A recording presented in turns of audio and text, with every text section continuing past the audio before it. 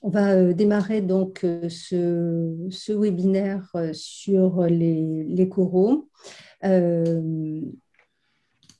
Comme je l'avais mis dans l'invitation, les coraux sont de plus en plus menacés par le réchauffement climatique, les activités humaines, la propagation des espaces invasifs, les diverses pollutions. On constate que le nombre de publications scientifiques de travaux s'accélère notablement et qu'ils ont même connu une croissance sans précédent ces dernières années. Nous avons la chance d'accueillir aujourd'hui des orateurs et des conférenciers de très haut niveau. Le docteur Jérémy Vidal-Dupiol, qui est chargé de recherche à IFREMER, au laboratoire IHPE, spécialisé en écologie moléculaire et mécanismes d'adaptation des coraux aux changements environnementaux. Le docteur Serge Plane, bien sûr, du CRIOB de Perpignan, qui est directeur de recherche au CNRS en écologie marine, récifs coralliens, biologie évolutive, génétique moléculaire. Anne-Sophie Carnuccini, secrétaire de l'initiative française pour les récifs coralliens à l'IFRECOR, chargée de mission environnement. Biodiversité au ministère des Outre-mer, Direction générale des Outre-mer, Bureau de l'écologie, du logement, du développement et de l'aménagement durable. Et enfin, Alexis Rosenfeld, que vous connaissez bien, donc, qui est photoreporter spécialiste des coraux, qui nous présentera tout à l'heure de très belles photos d'ailleurs de coraux et qui mène un très grand projet en partenariat avec l'UNESCO et la commission océanographique intergouvernementale de l'UNESCO, qui s'appelle One Ocean, grand témoignage sur l'océan, dont il nous parlera un petit peu. Je vais tout de suite passer la parole à... OK, les participants commencent à arriver, très bien. Au docteur Jérémy Vidal-Dupiol pour sa présentation. Jérémy, nous vous écoutons. Merci beaucoup, merci pour cette invitation. Je vais vous partager mon écran.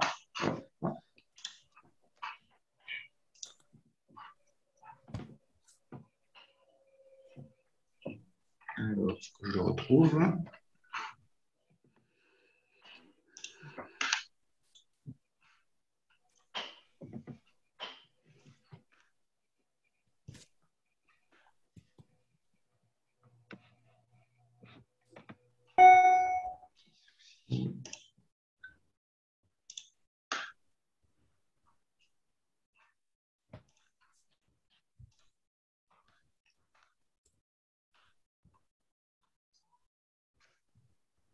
Désolé, je ne le vois plus.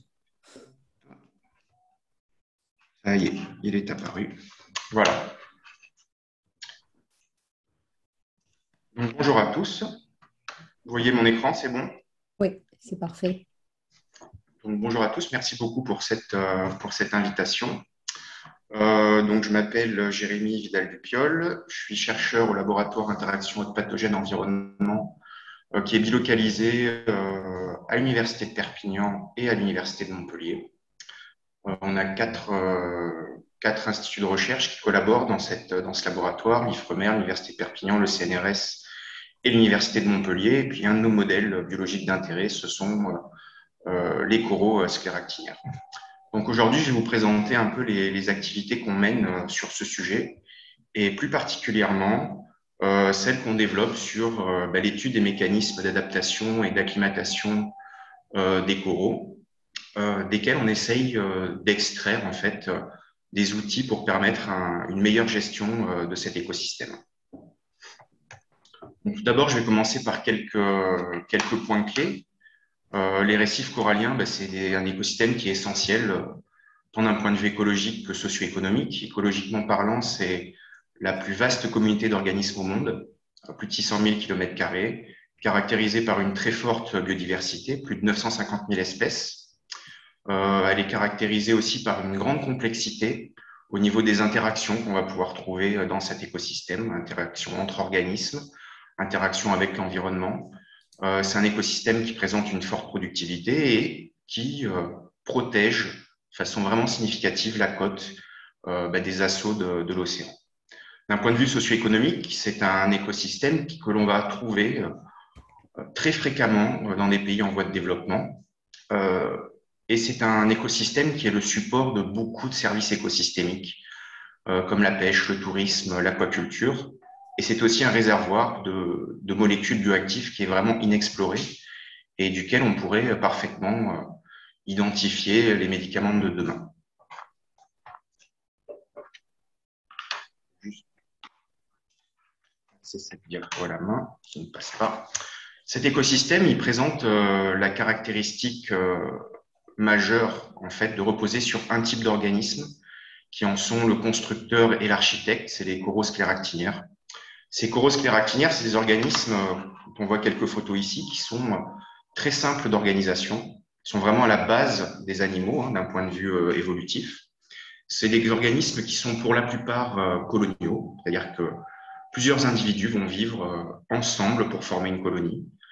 C'est des animaux qui sont sessiles, qui vont vivre fixés à un endroit. Cette caractéristique de vie fixée induit que quand ils sont confrontés à un changement environnemental, mais ils n'ont pas d'autre choix que de le subir et d'y répondre là où ils sont. Ils ne peuvent pas s'échapper, ils ne peuvent pas se déplacer comme le ferait un poisson ou comme le ferait un mammifère qui va aller se mettre à l'ombre s'il fait trop chaud, par exemple. C'est des organismes qui sont calcifiants, qui vont fabriquer un squelette calcaire, c'est pour ça qu'ils construisent le récif. Et c'est des organismes qui sont symbiotiques, c'est-à-dire qu'ils vont héberger à l'intérieur de leurs cellules. On voit ici un schéma d'une coupe d'un corail, et on voit à l'intérieur des cellules ce petit rond qui correspond à son symbiote, qui est une microalgue. Et donc, les coraux vont pouvoir se nourrir à la fois de lumière et de proies qu'ils vont pouvoir chasser. Les coraux sont malheureusement lourdement affectés par différents facteurs et l'état de santé. Alors, les chiffres datent, mais c'est assez compliqué en fait de trouver des chiffres exhaustifs. Donc en 2008, 15% des coraux, 19% des coraux étaient complètement détruits, 15% étaient considérés comme en danger à très court terme, 20% étaient considérés comme en danger à moyen terme, et seulement 45% des récifs coralliens étaient considérés comme étant en bonne santé. Aujourd'hui, on peut être sûr d'une chose, c'est que ces chiffres se sont aggravés et ne se sont clairement pas améliorés. Les facteurs qui sont sous-jacents à ces phénomènes, désolé, les diapos ne passent pas, donc je les passe à la main. Les facteurs qui sont sous-jacents à ces phénomènes, ils sont multifactoriels. Il y a tout d'abord l'émergence de maladies qui vont affecter les coraux, notamment en Atlantique. Des explosions démographiques de prédateurs, c'est quelque chose qui a lourdement affecté la Polynésie, par exemple, avec l'Acanthaster plancy qui va se nourrir du corail. Des éléments climatiques comme des cyclones et des tsunamis. Bien sûr, l'ensemble des pressions anthropiques classiques, la pollution, la surpêche, etc., etc. Mais le facteur qui, à l'échelle du globe, a l'impact le plus fort, c'est les températures fortes qui vont induire ce qu'on appelle le blanchissement corallien. Et le blanchissement corallien, c'est la dissociation entre la symbiose entre ce corail et la microalgue qui l'héberge dans ses tissus. Une fois blanchi, le corail peut survivre quelques jours à quelques semaines selon les espèces. S'il arrive à réacquérir des nouvelles zooxanthelles parce que l'environnement est devenu à nouveau favorable, il va pouvoir survivre. Par contre, ces phénomènes de blanchissement corallien peuvent induire des mortalités massives quand le stress a duré trop longtemps et que les coraux n'ont pu récupérer de zooxanthelles. Il existe par contre des raisons d'espérer, enfin du moins de croire que les coraux peuvent d'une certaine manière s'adapter. Et ça, c'est grâce à des suivis écologiques à long terme qui sont disponibles. Alors ce suivi, je suis content que Serge soit là puisque c'est un suivi qui a été effectué par le CRIOB au sein d'une étude. Cette étude à laquelle j'ai pu participer montre que sur les 30 dernières années, donc là la série va que de 84 à 2003, mais les événements de blanchissement se sont vraiment succédés sur un transect donc, qui est étudié tous les ans par le CRIOB, et que sur cette période, ce transect a subi 6 événements de blanchissement corallien. Ce qui est intéressant de voir, c'est comment la couverture corallienne s'est comportée face à ces événements de blanchissement. On a vu que le premier événement de blanchissement a induit une perte massive de corail, hein, c'est la ligne bleue qu'il faut suivre, et qu'ensuite, la ligne bleue n'a fait que monter, c'est-à-dire que la couverture corallienne, les coraux ont recolonisé le récif jusqu'à revenir à un niveau initial de colonisation. Et ce, malgré la succession d'autres événements de blanchissement, Donc des signes quand même d'une capacité d'adaptation, de survie à ces événements. Quand on regarde de façon un peu plus fine ce qui se passe, donc c'est une autre étude qui a été effectuée encore une fois en Polynésie au CRIOB et qu'on compare deux événements de stress thermique qui ont induit en blanchissement en 2002 et en 2007, avec un stress thermique en 2007 qui a été légèrement plus intense qu'en 2002 et qu'on se focalise sur deux types de coraux, les acropora et les pocillopora, qui sont considérés comme très sensibles au blanchissement. Eh bien, on voit qu'entre 2002 et 2007, les acropora et les pocillopora ont présenté des symptômes du blanchissement moindres, malgré une intensité de stress plus élevée. Donc, encore une fois, des signes d'adaptation, ou du moins d'une meilleure tolérance à ces stress thermiques. C'est dans ce contexte qu'on a défini un peu cette première étude que je vais vous présenter en synthèse et qui s'est focalisée notamment sur les mécanismes épigénétiques, j'y reviendrai un peu après, mais sur les mécanismes en général moléculaires qui permettent une adaptation rapide des coraux au changement climatique.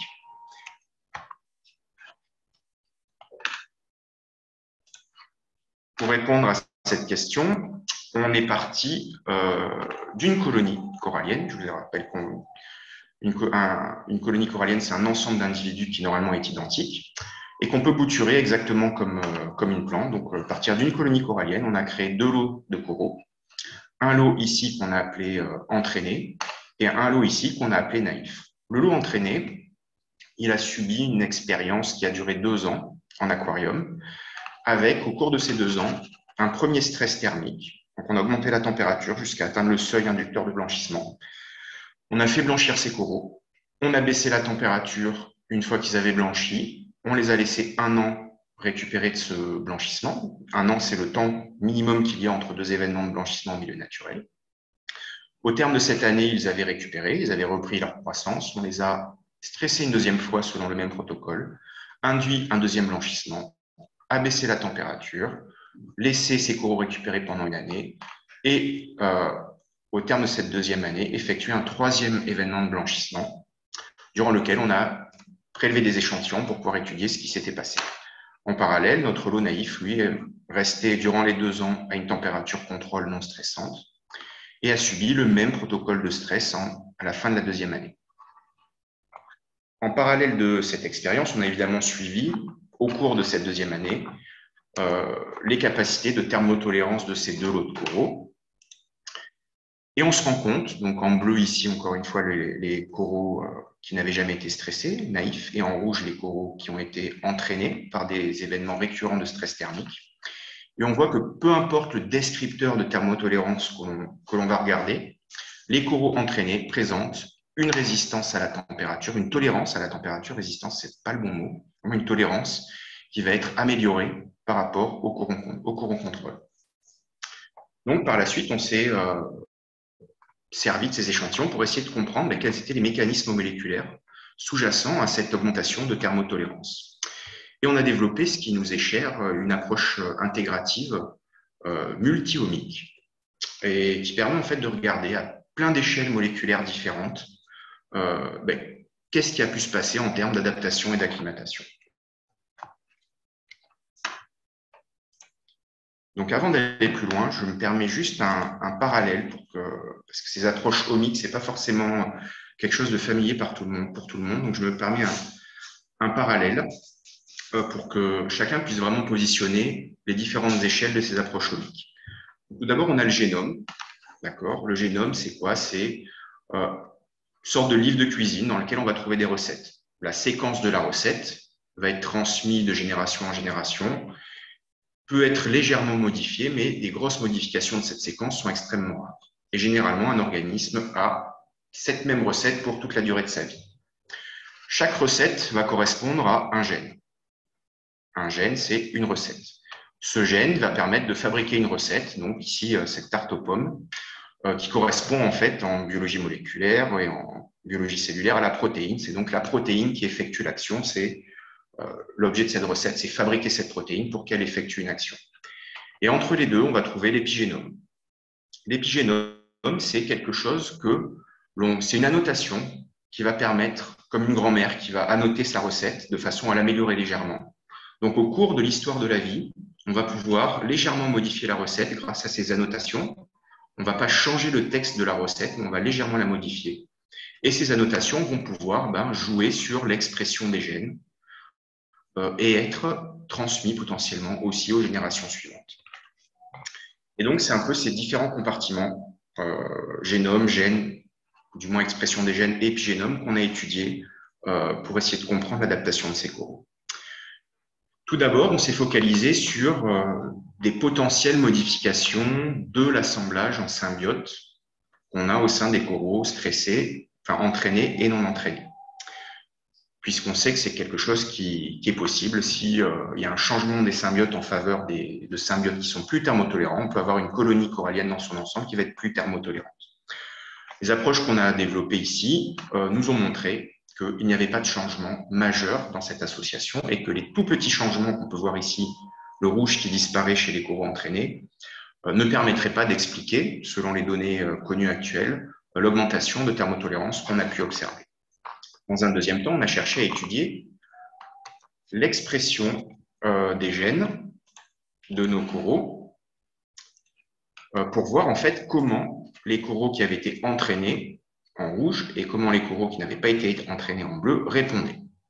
Et de façon très surprenante, donc chaque courbe ici montre en fait la réponse en conditions contrôle à 28 degrés ou en conditions stressées à 31 degrés. Mais ce qui est important de voir, c'est qu'en fait, les coraux entraînés, de façon surprenante, répondent moins. On s'attendait complètement à l'opposé. On s'attendait à avoir une réponse beaucoup plus intense. Ici, en fait, non, ils répondent moins. Ils répondent moins. Et pourquoi ils répondent moins, du moins pourquoi on a l'impression quand on regarde qu'ils répondent moins, c'est parce que quand on regarde comment les gènes qui répondent chez les coraux non entraînés se comportent chez les coraux entraînés, bien on se rend compte qu'en fait ces gènes, ils sont exprimés en permanence à des forts taux, même en conditions non stressantes. Ce qui veut dire qu'en fait, en entraînant nos coraux, on les a préparés, ils sont tout le temps prêts en fait à répondre à un stress qui arrive, ce qu'on appelle le front-loading en termes anglophones. En fait, si, d'un point de vue mécanistique, s'ils sont devenus plus résistants à la température, plus tolérants, c'est parce qu'en fait, ils expriment des gènes de réponse au stress en permanence, même quand ils n'en ont pas besoin, mais ça leur permet d'être beaucoup plus efficaces dans leur réponse.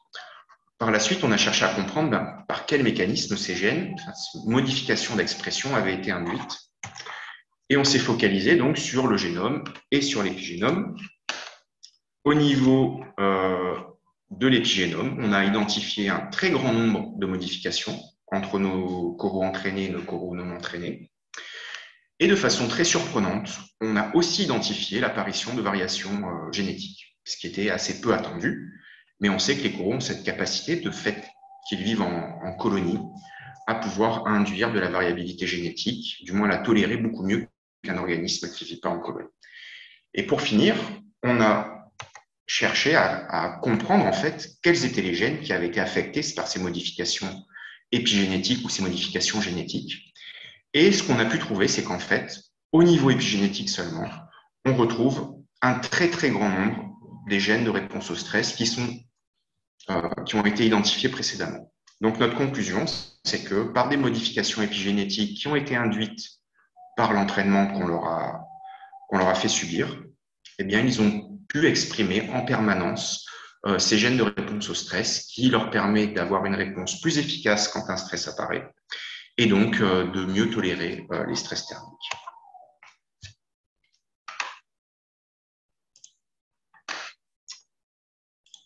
Donc au final, en synthèse, on a des coraux qui peuvent être entraînés par des stress thermiques récurrents.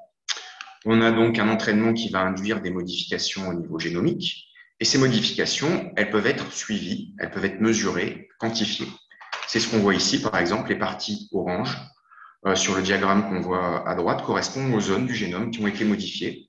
Et ça, on sait technologiquement, ça identifier, si on nous apporte un échantillon, on peut vous dire, voilà, cet échantillon, il porte ou non cette modification.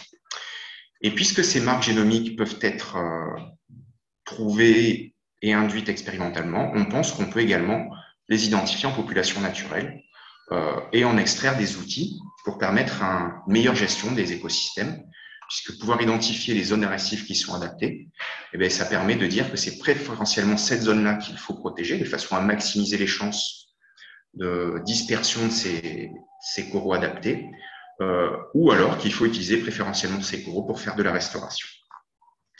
Dans la deuxième étude que je voulais vous présenter aujourd'hui, on s'est intéressé plus particulièrement aux changements génétiques cette fois, que l'on a pu mettre en évidence, et c'est au travers d'un travail qui a été fait en collaboration avec une équipe israélienne menée par le docteur Baruch Trinkevich sur le chimérisme corallien. Tout d'abord, une petite définition à propos du chimérisme. Donc, le chimérisme, c'est quoi? Le chimérisme, c'est un phénomène où un individu est composé de cellules, de tissus ou d'organes dérivés de deux ou de plusieurs individus de la même espèce, mais qui sont génétiquement identiques. L'exemple le plus connu, c'est le cas de la transplantation d'organes, où on va avoir un individu d'un génotype A qui va avoir en son sein l'organe d'un individu d'un génotype B. Cependant, le phénomène du chimérisme, c'est quelque chose qui peut parfaitement être naturel et qui est documenté chez de très nombreuses espèces, même chez l'homme, où on voit ici l'exemple de cette personne qui a ici son génotype A, et cette tache rouge correspond en fait au génotype de sa sœur jumelle qu'elle a, entre guillemets, absorbé à l'état embryonnaire. Donc, une vraie chimère humaine naturelle. Dans le cadre des coraux, le chimérisme, c'est quelque chose qui est aussi connu en milieu naturel, et il se déroule de la façon suivante. On a des larves de coraux de la même espèce qui vont se fixer proches l'une de l'autre, et au gré de leur croissance, comme on peut voir ici sur l'échelle de temps, elles vont finir par entrer en contact. Et si les génotypes sont compatibles, fusionner pour donner une chimère corallienne. On voit ici l'exemple d'une chimère qui a été formée à partir de deux génotypes compatibles. Si les génotypes sont non compatibles, il va y avoir un rejet. Et on voit ici en fait la zone d'exclusion entre les deux génotypes. Ce phénomène du chimérisme, c'est quelque chose qui est connu depuis assez longtemps, mais qui trouve un regain d'intérêt dans la communauté scientifique, du moins chez les coraux depuis quelques temps, avec différentes études qui montrent qu'en fait ce chimérisme n'est pas si anecdotique que ça, puisque partout où on l'a cherché, chez les coraux, on l'a trouvé, et qu'il présente la caractéristique, je ne sais pas pourquoi j'ai mes diapos qui font n'importe quoi, voilà, et qui présente en fait l'intérêt, semble-t-il, de permettre aux coraux d'être plus résistants au stress thermique et de présenter un meilleur taux de survie quand on le compare à des individus non chimériques. Tout ceci a conduit en fait à proposer que des chimères de coraux pouvaient être un mécanisme de sauvetage évolutif, pouvaient être utilisés pour dissiper les effets du changement climatique. Alors comment ça passe? Comment ça peut se passer? C'est parce que déjà, il y a quelque chose de purement mathématique. À partir du moment où deux individus fusionnent, du moins chez un corail, eh bien, ils doublent de taille quasiment instantanément. Et on sait qu'en écologie, il y a énormément de mécanismes qui dépendent de la taille, notamment la survie. Plus on est gros, moins on a de chances d'être mangé. On va aussi avoir la possibilité d'avoir une maturité sexuelle qui va être plus précoce, et donc c'est une capacité à transmettre ces gènes plus rapide. Ici, juste quelques illustrations de la prédation. On imagine bien qu'une petite couronne ici, c'est un individu. Donc, quand on a un très jeune individu seul, un seul coup de dent peut parfaitement le consommer. Et à l'inverse, du moins dans la même lignée, une croissance plus rapide va permettre de survivre plus rapidement à des événements d'hypersédimentation qui sont vraiment problématiques pour les coraux. On voit ici parfaitement que toute cette zone à l'extérieur là est morte suite à un phénomène d'hypersédimentation, et ces deux chimères ont survécu par rapport au monogénotype parce qu'elles ont pu être plus grandes lors de ce phénomène. En parallèle de ces phénomènes-là, on a aussi intrinsèquement une diversité génétique, une diversité épigénétique, une diversité en microalgues au sein d'une chimère, bien qui forcément va être plus élevée qu'au sein d'un individu qui ne porte qu'un génotype, qu'un épigénotype, et que son pool de symbiote. Ces caractéristiques vont permettre d'exprimer des capacités physiologiques que l'on attend être plus larges que si on n'est composé que d'un seul génome. Et donc, l'ensemble de ces facteurs peut permettre d'avoir des capacités d'adaptation aux changements environnementaux plus élevées. Et c'est ce qu'on a voulu tester dans l'étude que je vais vous présenter maintenant.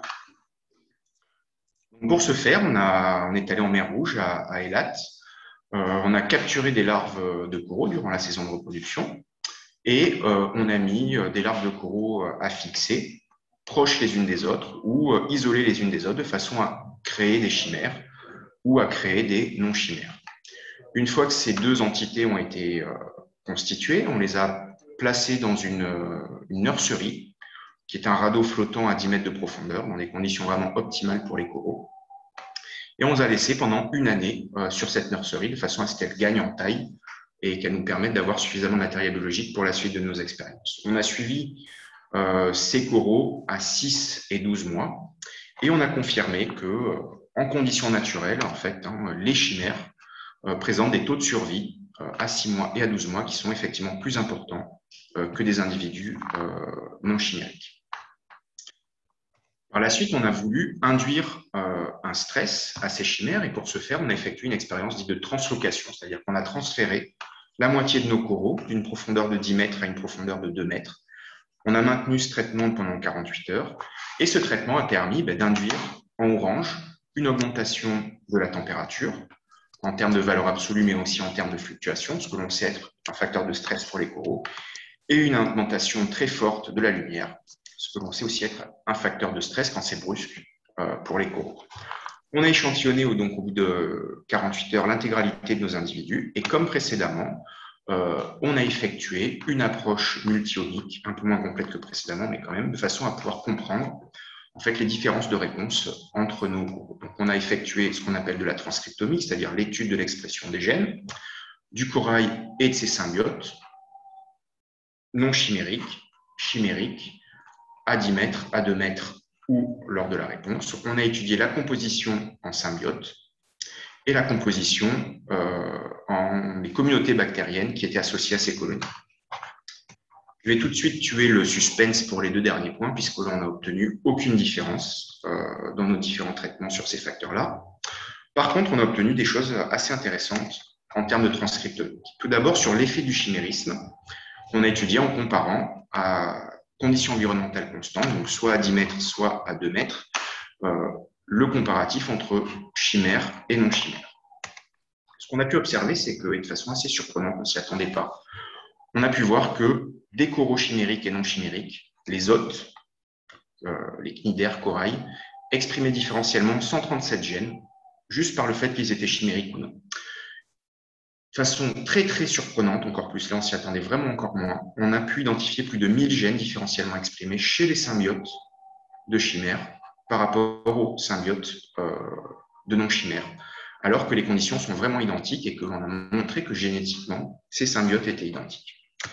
Ces différences, elles sont très atténuées à 2 mètres de profondeur, principalement parce que l'effet de la translocation est très forte et surpasse en fait les effets seuls du chimérisme. Quand on a regardé les fonctions biologiques qu'on avait derrière ces gènes différentiellement exprimés, on s'est rendu compte en marron, chez les coraux, donc chez l'hôte, qu'en fait, on avait vraiment, parmi les 137 gènes différentiellement exprimés, des signes d'un conflit entre les différents génotypes de la chimère. Ce conflit, il est assez subtil, mais assez clair.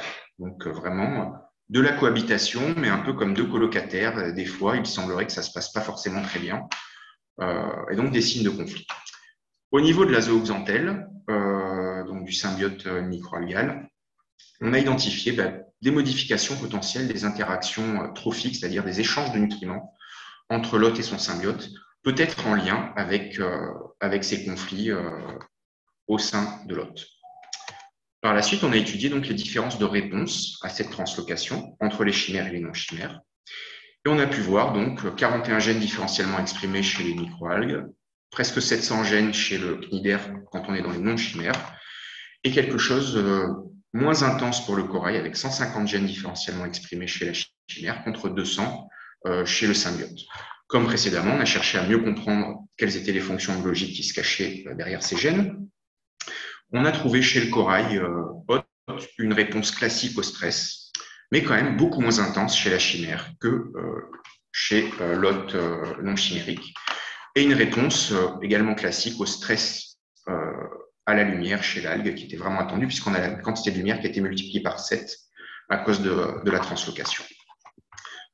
Par contre, vu qu'on était surpris de cette différence d'intensité de réponse, on a cherché à comprendre en fait comment ces 668 gènes différentiellement exprimés chez notre non-chimère se comportaient chez notre chimère. Et ce qu'on a trouvé, c'est exactement la même chose que précédemment, c'est que le chimérisme conduisait, peut-être à cause de ces conflits internes, à l'induction, du moins à l'expression à des niveaux plus élevés en conditions normales de gènes de réponse au stress.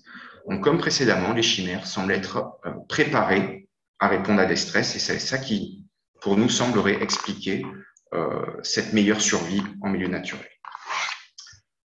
Dernier point sur cet aspect, c'est qu'ici, on confirme avec les flèches donc bleues que les chimères répondent beaucoup moins que les non-chimères en rouge. Par contre, quand on regarde les grandes courbes rouges et la grande courbe bleue, on se rend compte que, comme attendu, la chimère a également une capacité d'expression d'un paysage de gènes beaucoup plus large que des individus non chimériques, donc aussi une capacité de réponse plus diversifiée. Tout ceci a conduit en fait à proposer l'utilisation des chimères pour la restauration récifale, puisqu'on pourrait imaginer combiner, grâce à l'identification en fait d'individus par des marqueurs d'adaptation que je vous ai présentés précédemment, identifier des individus qui seraient résistants à la température, des individus qui seraient résistants au pH bas, de les combiner au sein d'une chimère qui pourrait avoir les effets cumulés d'intérêt de ces différents facteurs. Cela nous amène un peu à la question de comment sauver les récifs. C'est une vaste question que je vais aborder très succinctement au travers de trois courants de pensée actuels.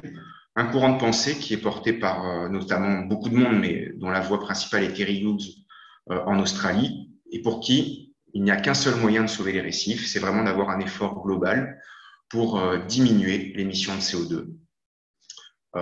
Les émissions de gaz à effet de serre. Pour lui, c'est vraiment le moyen quasi unique d'y arriver. Un deuxième courant de pensée qui a pour objectif, qui est porté par Peter Mumby notamment, également en Australie, et pour qui les actions locales sont très importantes pour sauver les récifs. Les actions locales, c'est quoi? C'est protéger, gérer l'écosystème localement en diminuant l'ensemble des pressions auxquelles il peut être confronté, que ce soit des pressions locales, voire même bien sûr les pressions globales. Et enfin, un dernier courant de pensée qui est porté par Madeleine Van Oppen et Rose Gates. Alors malheureusement, Rose Gates nous a quittés il y a quelques années, mais dont l'objectif était de faire de ce qu'on appelle de l'évolution assistée, de façon à créer, entre guillemets, des super-coraux qui seraient plus résistants à l'ensemble des facteurs de stress auxquels ils sont confrontés. L'ensemble de ces actions sont pas exclusives et c'est vraiment peut-être l'ensemble de ces actions qui vont permettre d'y arriver. Et on essaye, nous, à notre échelle, de s'insérer à ce niveau-là, notamment au travers d'un projet qui conclura ma présentation et qui fait en fait un peu la suite de ce que je vous ai présenté précédemment. Un projet qui a pour but donc de comprendre les mécanismes d'adaptation et d'acclimatation de la réponse au stress pour développer des outils pour participer au management de cet écosystème. Mais cette fois-ci en milieu naturel, puisque tout ce qu'on a fait pour l'instant, c'était expérimental. Ça permet de mieux contrôler les paramètres, mais maintenant, il est temps d'aller en milieu naturel pour essayer d'en extraire vraiment des marqueurs utilisables à plus large échelle. Et ça, c'est au travers du projet SAVE, qui commence tout juste. Donc, c'est pour ça que je voulais vous en parler, puisque souvent, les journalistes, quand on les sollicite, c'est après. Et ils m'ont souvent dit être un peu frustrés d'être sollicités à la fin de l'histoire. Donc là, c'est vraiment le début de l'histoire. C'est un projet qui va débuter en 2021 et se terminer théoriquement en 2025. Un projet qui est financé en partie par l'AFD, qui va se dérouler en Nouvelle-Calédonie, à Fidji et en Polynésie française. 3 territoires qui présentent des niveaux de stress pour les coraux assez différents et que l'on va pouvoir comparer grâce à l'étude de 2 espèces, Pocillopora acuta, Pocillopora lobata, qui présentent une distribution très large, ce qui va nous permettre en fait d'utiliser ces espèces après comme espèces sentinelles pour pouvoir aller identifier, on l'espère, les zones de récifs qui sont adaptées et donc potentiellement les zones de récifs à préférentiellement protéger ou à utiliser pour faire de la restauration récifale. Ces 2 espèces, on va les étudier à différentes échelles de temps, puisqu'on va effectuer sur ces sites différentes missions, 2 missions par an pendant 2 ans, 3 sites à chaque endroit, 20 colonies étudiées au fil du temps sur ces différents sites et des approches de omique intégrative, comme je vous ai présenté précédemment, pour étudier la partie génétique, la partie épigénétique, la partie expression. La petite nouveauté dans ce projet, c'est qu'on va également faire ce qu'on appelle de la paléogénétique. Donc, on est en train de finaliser un premier article là-dessus. On va pouvoir on fait des carottes en fait dans les espèces massives, exactement comme dans la glace. On voit ici une image scan d'une carotte de corail. La succession de traits, c'est les strictes croissances, comme on peut le voir sur un arbre. Et un trait noir très épais correspond en fait à un événement de stress thermique. Et en collaboration avec l'hôpital de Perpignan, on est allé prélever sous scanner interventionnel des morceaux de squelette dans les zones de stress et au fil du temps. Et on a pu extraire de l'ADN ancien. Et l'étude de cet ADN ancien nous a permis en fait de reconstruire le génome, l'épigénome et la composition en symbiote sur les 100 dernières années de cette colonie. Donc l'idée étant de pouvoir suivre au fil du temps les évolutions qu'a pu mettre en place cette colonie. Donc voilà, ça c'est vraiment un projet qui démarre, donc si vous êtes intéressé, n'hésitez pas. Voilà, et pour finir, eh bien, écoutez, je voulais remercier l'ensemble des personnes qui ont pu participer à ces travaux, donc vraiment des travaux collaboratifs qui vont impliquer tout un tas de laboratoires et de personnes dans le monde. Merci beaucoup, Jérémy Vidal-Dupiol. C'était vraiment extrêmement intéressant et j'avoue que le concept des chimères, l'étude des chimères est tout à fait nouveau. J'en ai jamais entendu parler dans les coraux. Est-ce qu'il y a des questions, y compris des orateurs d'ailleurs, hein, qui ont peut-être besoin de compléments d'informations par rapport au très bon exposé de Jérémy? Sinon, on peut passer à la présentation suivante tout de suite et regrouper les questions à la fin. Y a-t-il des questions d'ores et déjà? Sinon, on peut enchaîner. Ok. Serge Plane est là? Est-ce qu'il est là? Dominique, est-ce que tu as des questions? Pas pour l'instant. Non, mais je crois qu'il faudra. Est-ce qu'on pourra avoir les coordonnées de Monsieur Piolle parce qu'il y a des questions qui sont très complexes et qu'il faut approfondir plus longuement, quoi. Oui, oui, tout à fait. Donc, d'accord. Serge Plane, c'est à vous. On vous écoute. D'accord. Ok. Une seconde. Je vais partager mon écran également.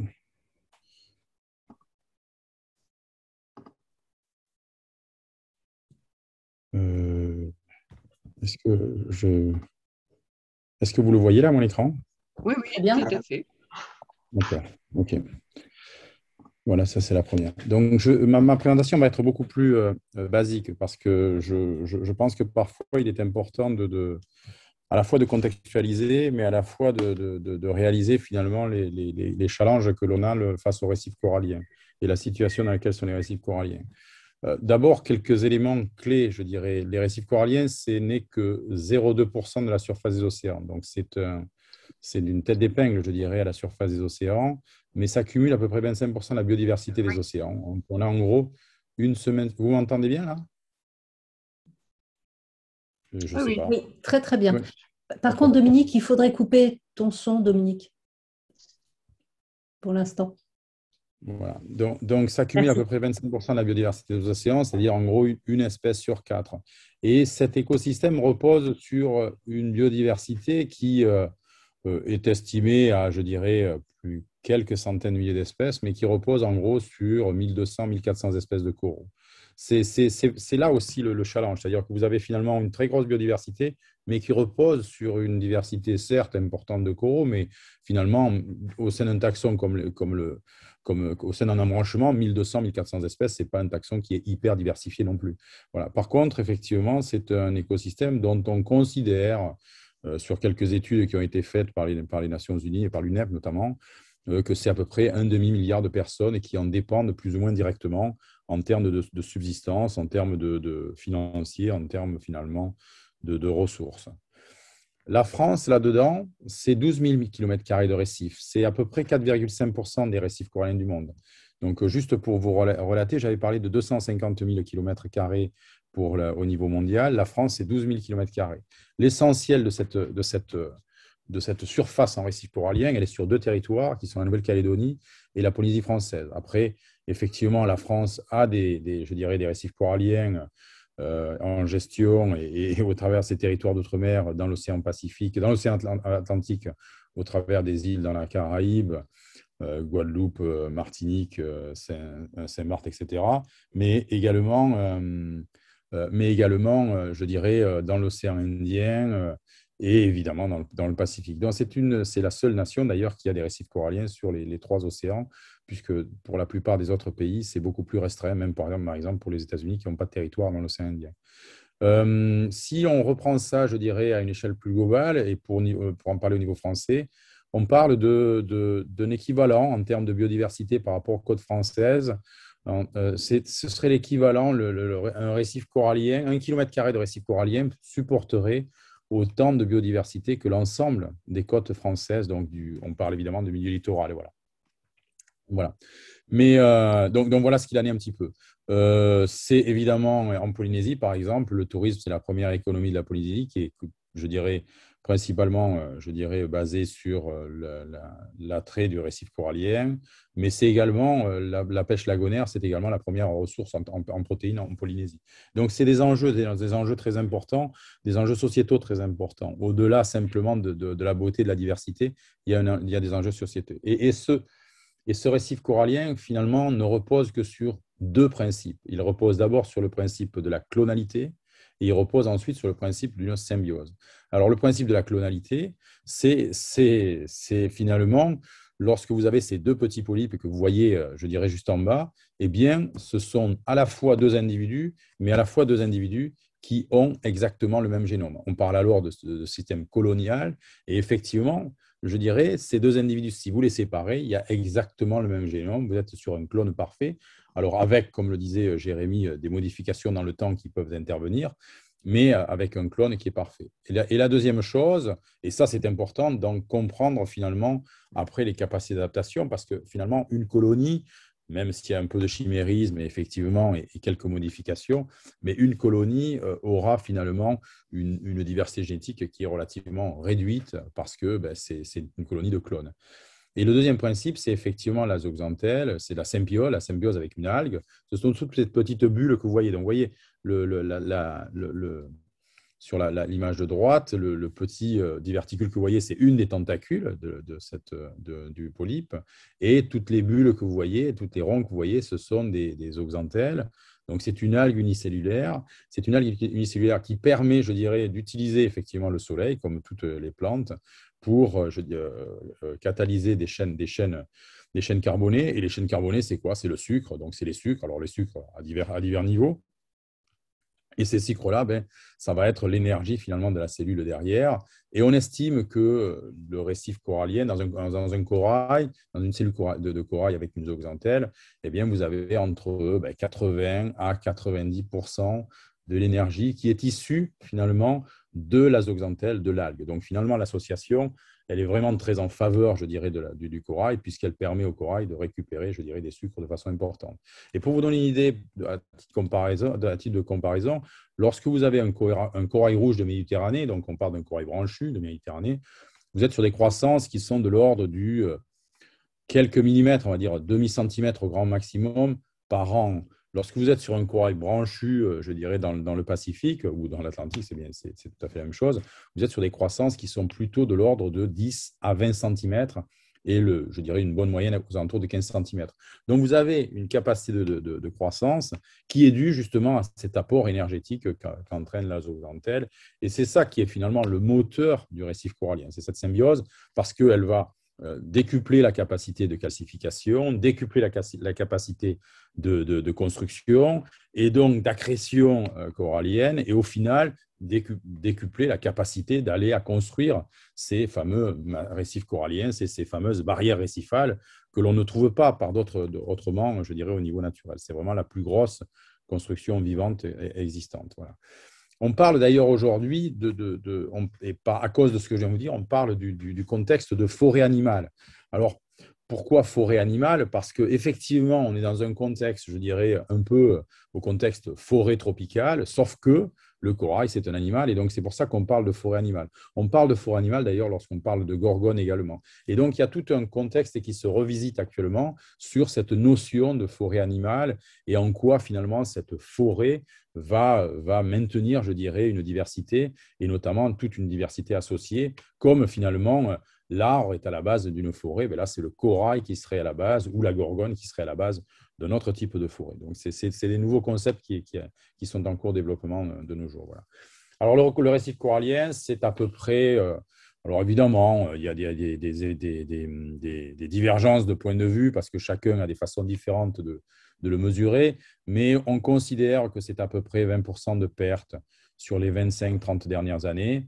En gros, 6% sur les… En gros, c'est 25%, c'est 20% de pertes, c'est en gros entre 5 et 6% sur les 30% que représente le recouvrement d'un récif corallien sur un récif. Le corail sur un récif. Ce qu'il faut savoir, c'est que comment on mesure le dynamisme d'un récif corallien, on le mesure tout simplement en regardant, alors c'est en moyenne et en prenant beaucoup de carrés de 1 mètre par 1 mètre, et on le mesure en regardant sur ce carré de 1 mètre par 1 mètre, combien vous avez de corail vivant. Donc, quelle est la partie vivante finalement du recouvrement, et c'est cette mesure-là qui est importante. À l'échelle mondiale, la moyenne dans un récif corallien du recouvrement en corail vivant, c'est à peu près 30%. Ça veut dire que finalement, dans un récif, vous avez à peu près un tiers du recouvrement qui est du corail vivant. Le reste, eh bien, ce sont d'autres espèces. Ça va être des éponges, ça va être du thymicier, ça va être des algues, ça va être de la roche aussi, éventuellement, donc du corail mort, évidemment, de la cression corallienne morte. Mais le reste, ça ne va pas être du récif corallien vivant, du corail vivant, pardon. Et automatiquement, c'est ça que l'on va mesurer. Et actuellement, on estime que sur les 25 dernières années, 30 dernières années, on est à peu près à 5 à 6% de pertes sur ces 30%. Évidemment, si vous remettez ça à 100%, ça fait à peu près 3 fois plus. Donc, vous êtes à peu près à 20% de pertes des récifs coralliens sur les 25 dernières années. Ce qui n'est pas négligeable, évidemment. On est sur des ordres de grandeur, d'ailleurs, des diminutions de la forêt amazonienne, par exemple. La cause principale, là-dessus, c'est relativement entendu. Alors, il y a des causes locales, mais la cause principale au niveau global, c'est le blanchissement corallien. Le blanchissement corallien, Jérémy vient de l'expliquer, entraîne, je dirais, dans une première étape, d'abord ces photos comme vous avez là, et puis ensuite, dans une deuxième étape, eh bien, vous allez avoir des coraux qui vont être capables de récupérer. Tous les coraux qui sont blanchis ne meurent pas. Certains sont capables, si le stress ne dure pas trop longtemps ou s'ils ont effectivement des capacités, je dirais, génétiques un petit peu plus performantes, de s'en sortir. Mais derrière un gros événement de blanchissement, on a des mortalités qui peuvent être, je dirais, assez importantes. Pour donner une idée, sur les blanchissements 2017, 2018, 2019 sur la Grande Barrière de corail en Australie, on a été sur certaines zones à des mortalités qui étaient autour de 70 à 80%. Donc là, vous avez vraiment des mortalités importantes. Et clairement, le blanchissement, là-dessus, il n'y a plus trop de doute maintenant, c'est la cause principale, c'est le réchauffement climatique, avec des évolutions sur cet impact du réchauffement climatique en termes de blanchissement qui sont différentes de ce qu'on avait l'habitude. C'est-à-dire jusque dans les années, je dirais, 2000, en gros, on avait des événements de blanchissement, on les voyait, ils étaient plutôt globaux. C'est-à-dire, lorsque vous étiez dans une année El Niño, lorsque vous étiez dans un contexte, je dirais, climatique très particulier, à ce moment-là, on avait des surchauffes, je dirais, océaniques, et ces surchauffes étaient relativement globales sur l'ensemble de la zone équatoriale, et les grands événements de blanchissement de 98 ou de 2000, même de 2010, je dirais, eh bien, ils ont été finalement transtropiques, c'est-à-dire vous avez au début du blanchissement aussi bien dans l'océan Indien que dans le Pacifique que dans la Caraïbe. Aujourd'hui, ces événements de blanchissement sont beaucoup plus localisés, sont beaucoup plus régionaux. C'est une observation qui ressort. Un exemple, les blanchissements de 2017, 2018 et 2019 sur la Grande Barrière n'ont affecté que la Grande Barrière. Vous avez la Nouvelle-Calédonie qui est pas très loin en face, je dirais, quelques milliers de kilomètres, 2-3 000 kilomètres. Et puis, vous n'avez finalement pas eu de blanchissement sur la zone de la Nouvelle-Calédonie, qui est à une échelle, je dirais, globale et à une échelle climatique globale, et finalement est juste à côté. Donc, on est sur des systèmes un peu différents. On parle de warm bubble, blob, pardon, warm blob. C'est en gros des bulles d'eau chaude qui vont se déplacer. Alors, il faut imaginer une bulle d'eau chaude de quelques centaines de kilomètres, hein, voilà, de circonférence, voilà, et qui va bouger avec les courants océaniques. Alors, les courants océaniques, c'est un déplacement qui est relativement lent. Et donc, en bougeant avec les courants océaniques, lorsqu'elle passe sur un récif corallien et que la transition est relativement lente, eh bien, elle va rester finalement 1, 2, 3, 4 semaines sur une zone. Et là, vous allez avoir, au bout de 2, 3 semaines, vous allez avoir un blanchissement qui peut entraîner des mortalités très importantes. Donc, il y a une évolution et clairement, ces événements de blanchissement sont totalement liés maintenant au réchauffement climatique, sachant que ces warm blobs, comme on les appelle, comme les anglo-saxons les appellent, ils sont principalement dus la plupart du temps à une zone, je dirais, de climat très stable et avec peu de mouvements. Et donc, automatiquement, vous avez une surchauffe à ce moment-là et donc une augmentation de la température sur une bulle avec une augmentation qui va être de 2 à 3 degrés par rapport au maximum le plus souvent observé dans ces zones-là. Et c'est suffisant. Parce que c'est vrai qu'on parle de température limite par rapport au blanchissement, mais ces températures limites, elles sont limites par rapport à ce que subit, je dirais, le corail de façon régulière. Si vous êtes dans les australes, par exemple, en Polynésie, qui sont les îles qui sont le plus au sud, qui sont aux alentours de 20 à 25 degrés dans la latitude sud, eh bien, vous avez du blanchissement qui commence, je dirais, à être observé à partir de 29-30 degrés. Si vous êtes sur la Société ou dans les Tuamotu, vous allez observer du blanchissement, mais uniquement à partir du eau à 31-31,5 degrés. Donc, il y a aussi, je dirais, un blanchissement qui est un impact de la température qui est fonction, quelque part, de l'environnement, je dirais, régulier sans lequel est baigné le récif corallien. Donc, le CRIOB là-dedans, et pour vous parler rapidement du CRIOB, donc on fête cette année les 50 ans du CRIOB, ça tombe bien, je dirais, quelque part. C'est un centre de recherche qui est, je dirais, basé à la fois sur le campus de l'Université de Perpignan et sur un centre qui est en Polynésie française. C'est la présence en Polynésie française que l'on fête, présence en Polynésie française qui date de 50 ans maintenant. La présence d'ailleurs sur le campus de l'Université de Perpignan est plus récente, puisqu'elle date de 89, donc elle est plus récente. Et c'est le premier centre de recherche qui avait été implanté en Polynésie française à quelques mois après, je crois que c'est enfin 1 ou 2 années près avec l'IFREMER. Et comparativement parlant, par exemple, l'Université de la Polynésie française n'a qu'une trentaine d'années. Et dès le début, le centre s'est intéressé au récif corallien. Et si je dois synthétiser, parce que des fois, c'est plus facile de synthétiser 50 ans de recherche principalement focalisée sur les récifs coralliens, je le synthétiserai sur cette image-là, ce graphique-là. Il donne un peu l'évolution, à la droite que vous avez, donne l'évolution du recouvrement en récif corallien sur une zone sur Moorea au cours des 50 dernières années, en gros de 78 jusqu'à maintenant. Et cette ligne que vous voyez cette ligne noire que vous voyez, eh bien, ce que vous voyez, c'est qu'elle oscille finalement entre presque zéro, on va dire, et puis 50%. On en revient toujours, je dirais, à ce pourcentage de recouvrement en corail vivant, donc ce fameux 1 mètre par 1 mètre, et dans ce 1 mètre par 1 mètre, quel est le pourcentage qui est recouvert par du corail vivant. Et si vous êtes en 2002, par exemple, eh bien, vous avez 50% de cette surface-là qui est recouverte de corail vivant. Et si vous êtes en 2010, vous avez à peu près 2% de cette surface qui est recouverte en corail vivant. On est sur les mêmes zones, on est sur le même endroit.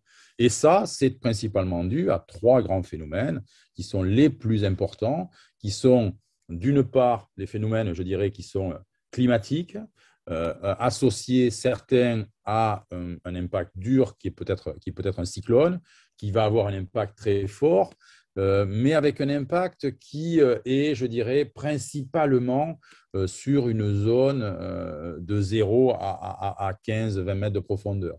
En dessous, les cyclones ont moins d'effet. Ensuite, vous avez un autre, je dirais, impact qui est dû au climat, c'est le blanchissement, qui est indirectement dû au climat, on va dire, où là, on est sur des événements donc, de température chaude et qui vont entraîner également des mortalités les plus importantes. Mais clairement, ce qui est le plus impactant aujourd'hui sur un récif corallien et ce qui entraîne d'ailleurs les Australiens à beaucoup travailler là-dessus, c'est également un autre phénomène qui est le phénomène de l'acanthaster. L'acanthaster, c'est cette fameuse étoile de mer dont vous avez peut-être entendu parler, qui est dévoreuse de corail et qui se nourrit exclusivement du corail vivant.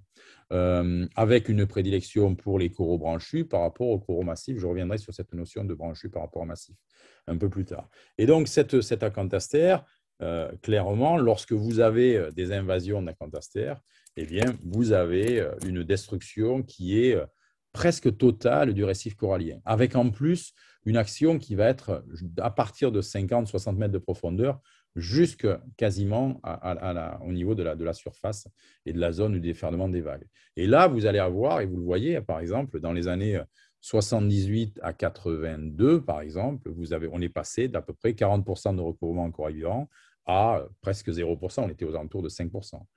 Et puis, vous avez une capacité de récupération du récif.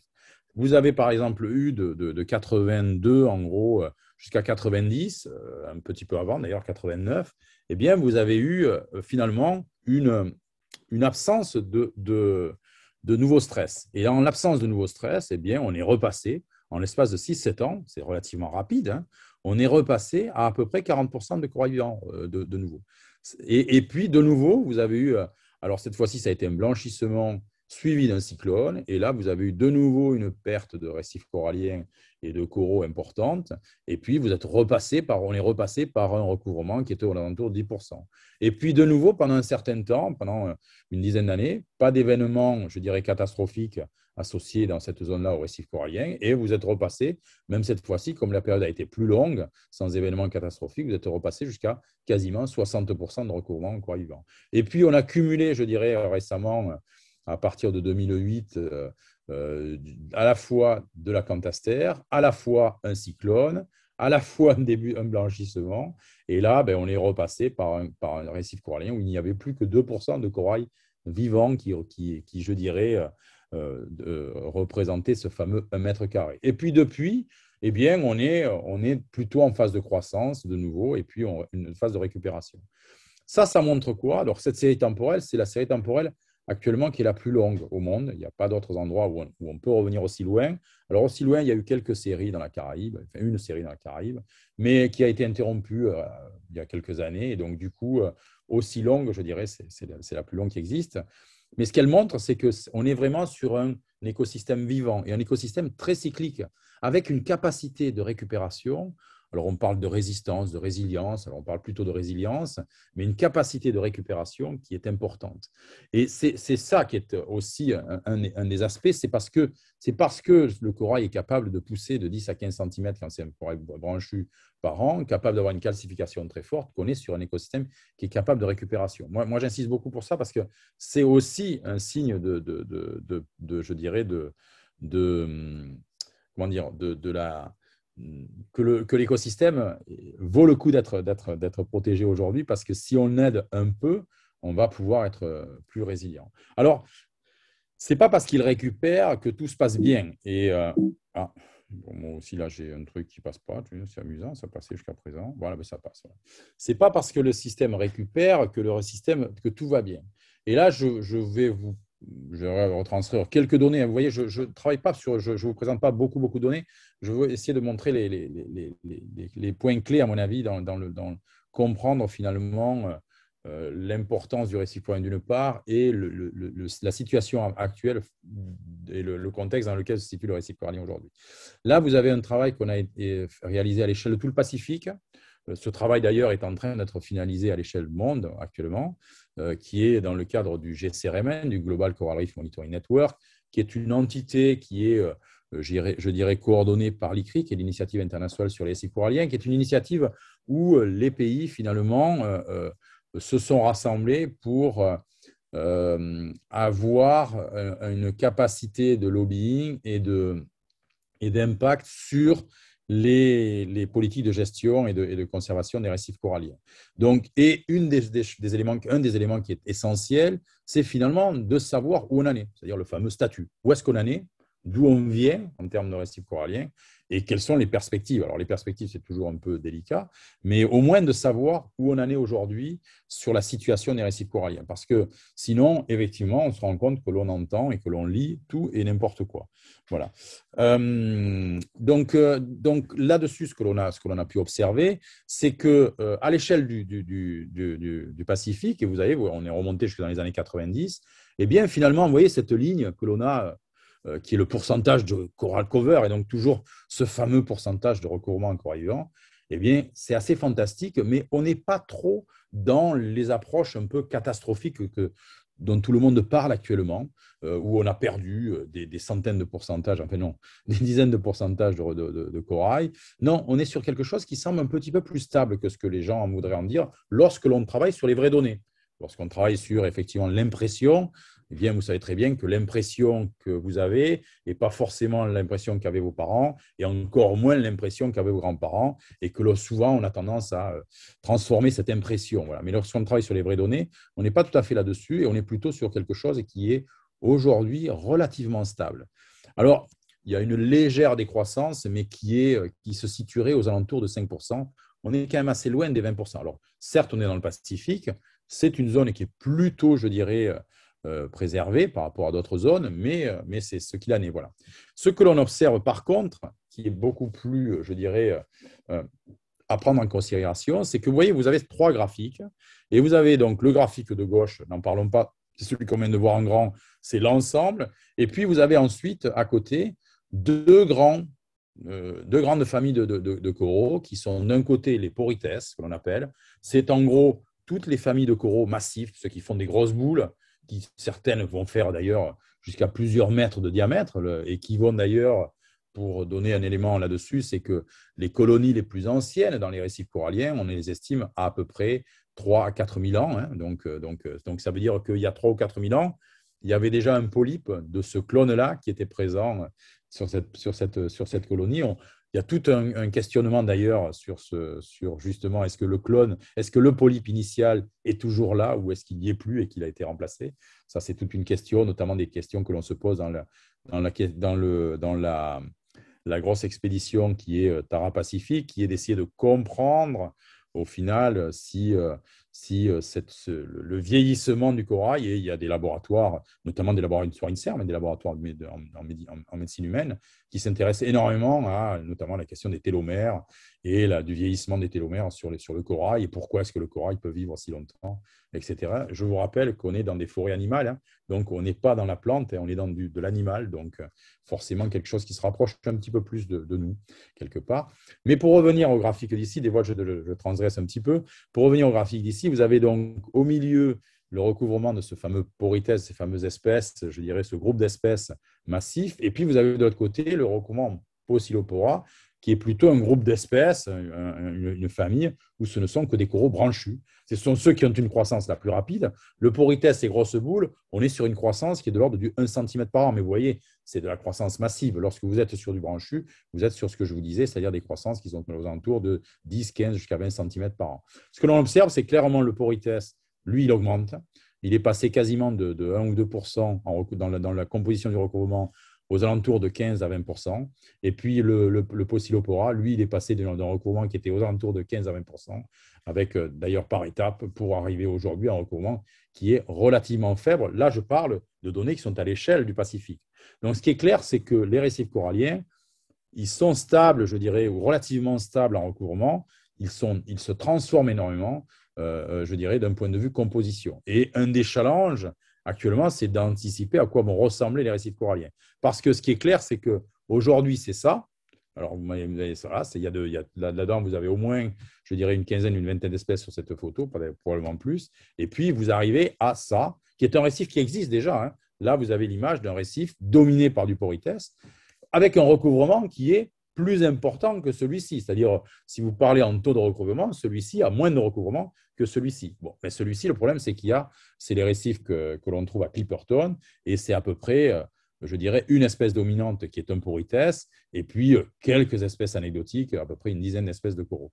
Et là, eh bien, finalement, la diversité d'habitat de ce récif-là par rapport à celui-ci est complètement différente, et forcément, vous avez perdu en diversité d'espèces, vous avez perdu en diversité de formes, et vous avez perdu donc en diversité d'habitats. Et par conséquent, dans toute cette faune associée, rappelons, les récifs, le corail, c'est à peu près 1000-1200 espèces.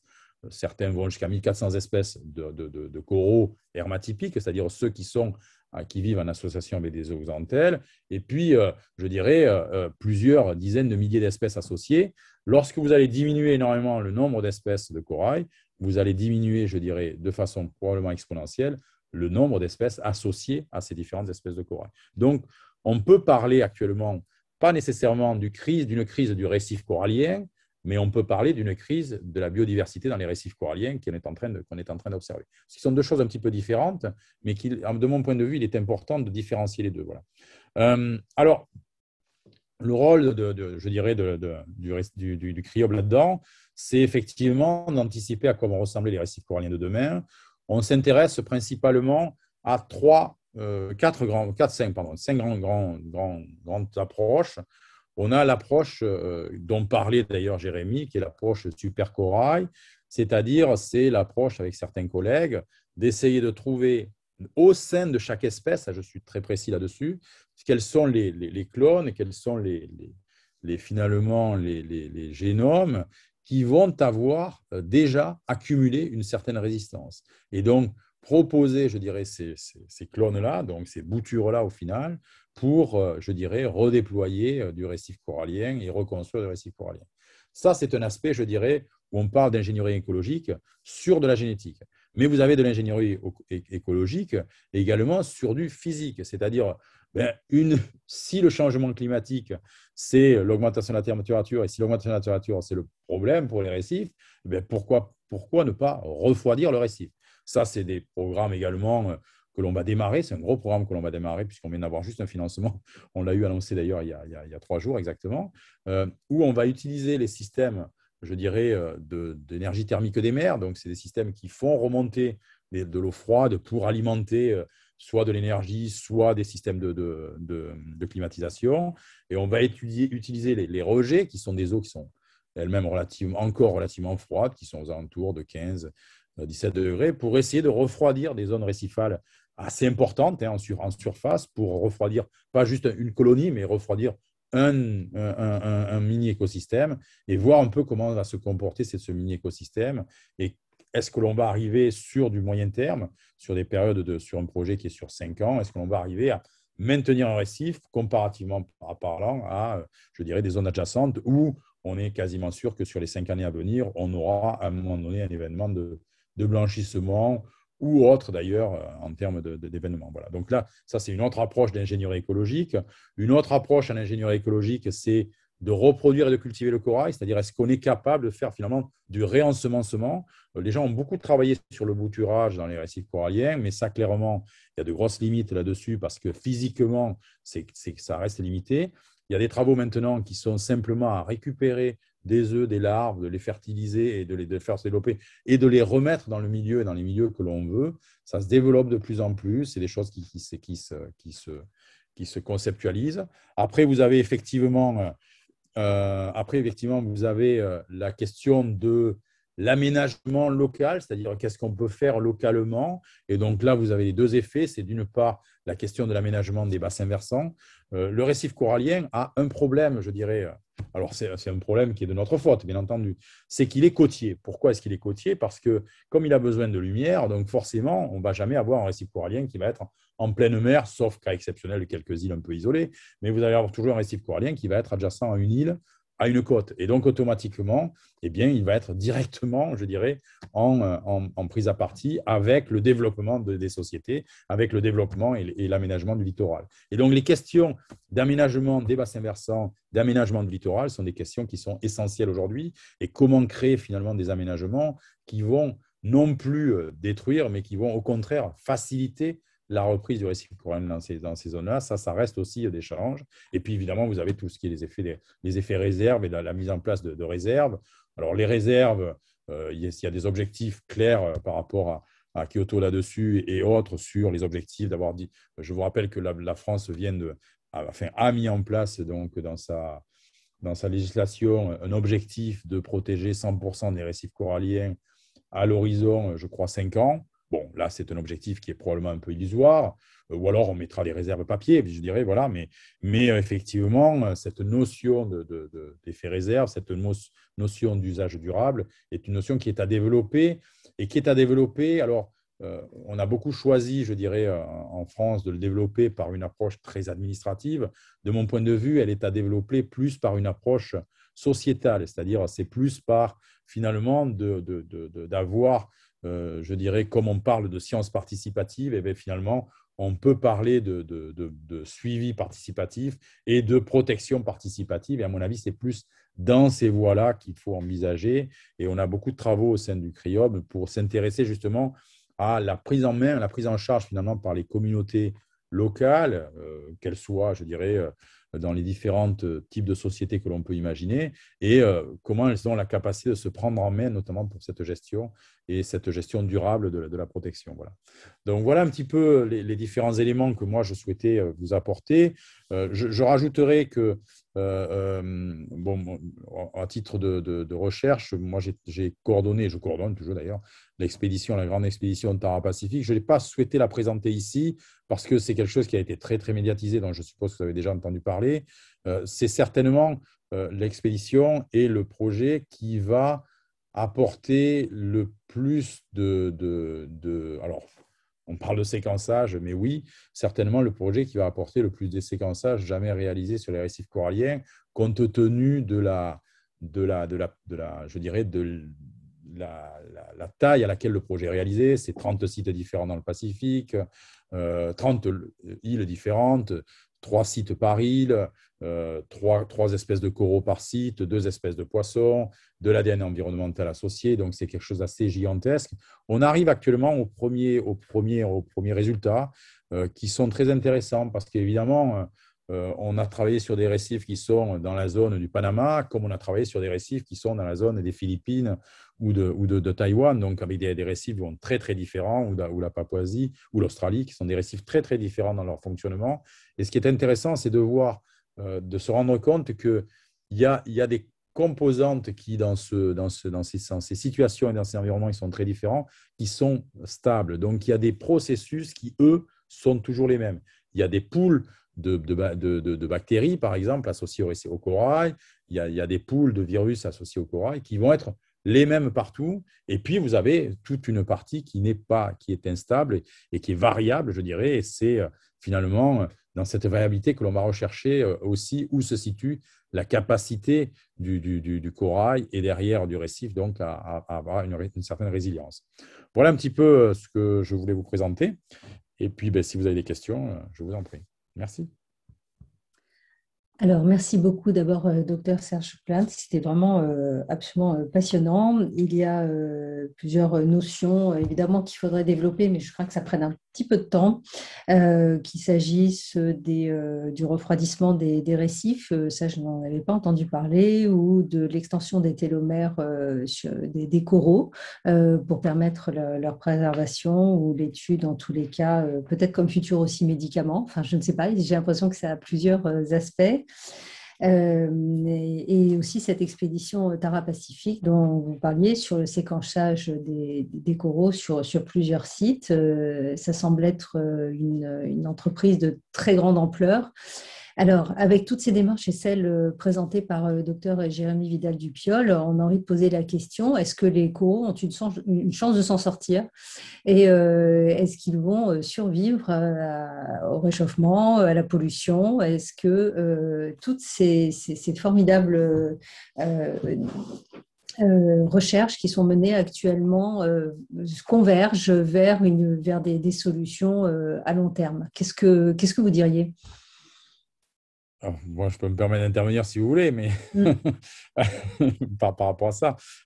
Juste pour vous dire, on parle de solutions d'ingénierie. Vous savez, actuellement, et ça va être réalisé à partir du mois de janvier, je crois, l'année prochaine, les Australiens, par exemple, eux, envisagent encore d'autres solutions. Je vais vous donner, pour vous dire l'ingéniosité que les gens peuvent avoir dans la réflexion, ils envisagent de créer des nuages artificiels. Voilà. Donc, lorsque vous allez être dans une zone où vous allez avoir un début de blanchissement, ils enverraient de l'eau salée qui, avec le sel, cristalliserait encore un peu plus l'humidité et pour créer, je dirais, au-dessus de ces zones-là, des nuages artificiels et arrêter finalement l'augmentation de la température. Donc, vous voyez, je dirais, en termes d'ingénierie écologique, c'est tout un débat. Alors, j'étais hier, pas plus tard qu'hier, parce que je suis membre du comité scientifique de la plateforme Océan Climat, et moi, je vous avoue, et je vais revenir à votre question sur sauver les récifs coralliens.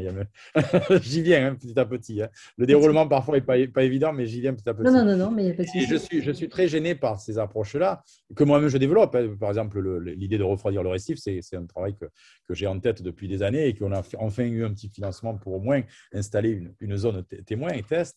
Mais ce qui me gêne un petit peu là aujourd'hui, c'est qu'on met des pansements actuellement. C'est-à-dire qu'on a un problème qui est le changement climatique, qui se traduit sur les récifs coralliens par du blanchissement, qui lui se traduit par une transformation, une perte et une transformation des récifs coralliens. Et là, on met des pansements, c'est-à-dire qu'on va trouver de l'ingénierie écologique pour trouver des souches de coraux qui sont mieux. On va trouver, je dirais, de quoi mettre de l'eau froide, de quoi mettre des nuages. Mais on ne résout pas pour le moment la source du problème. Et comme on ne résout pas la source du problème, je trouve que c'est là que se situe finalement la difficulté. C'est-à-dire on va pouvoir trouver les pansements que l'on veut et on pense que l'homme, étant très intelligent, va forcément arriver à trouver les pansements, mais à un moment donné, je pense qu'il va falloir aussi résoudre la source du problème.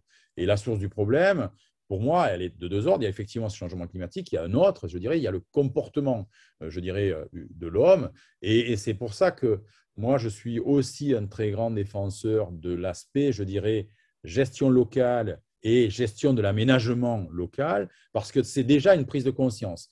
Le problème de la prise de conscience du changement climatique, elle est très difficile parce que c'est un problème planétaire. Et là, chacun se dit, ouais, non, mais ma taille, je ne peux rien faire. Par contre, avoir sa fosse septique qui est curée tous les 2 ans pour éviter d'avoir de l'Escherichia coli qui se balance dans le lagon en face de sa maison, ça, on revient à quelque chose qui est plus individuel. Et si tout le monde est dans cette démarche-là, on revient à un problème qui est individuel. Si on veut avoir plus de poissons, je dirais, dans le récif corallien qui est en face de son terrain, on en revient aux questions de réserve et d'une gestion sociétale locale, et bien là, on met à contribution finalement la société sur place sur ça. Et là, on n'est plus dans du pansement. Là, on est dans de la transformation sur la façon de penser. Voilà. Donc, et moi, je trouve que ça, c'est quelque chose qui est énormément à développer et à essayer d'envisager. Tout ça pour dire que non, moi, alors, je suis plutôt un très grand positif dans l'avenir des récifs coralliens. Ils seront transformés, c'est-à-dire que j'ai eu un très gros débat d'ailleurs avec le GIEC lors de leur sortie de leur rapport GIEC 2010, je crois, un truc comme ça, 2020, pardon, on s'est engueulé. Enfin, ils m'ont traité même de climato-sceptique, donc on était arrivé à des choses très intéressantes, voilà. Mais certainement aucun intérêt avec le schmilblick au passage.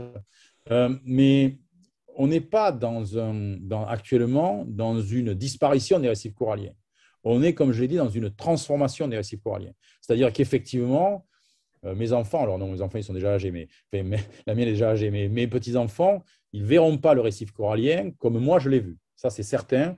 La diversité et les assemblages qu'il y a, là, on est rentré dans une telle transformation due au changement climatique qu'on n'aura pas les récifs coralliens comme on les avait, je dirais, il y a 50 ans. Ça, c'est sûr. Dans 50 ans, on n'aura pas les récifs coralliens que l'on avait il y a 50 ans. Vous voyez, je parle d'un siècle, 50 ans avant, 50 ans à venir. Mais néanmoins, je dirais, ce n'est pas pour ça que les récifs coralliens vont disparaître. Ce n'est pas pour ça que les structures coralliennes vont disparaître. Et que ces structures-là, il faut toujours, je dirais, travailler pour les préserver encore et avoir cette démarche-là. Et moi, je ne suis pas du tout un pessimiste par rapport à ça.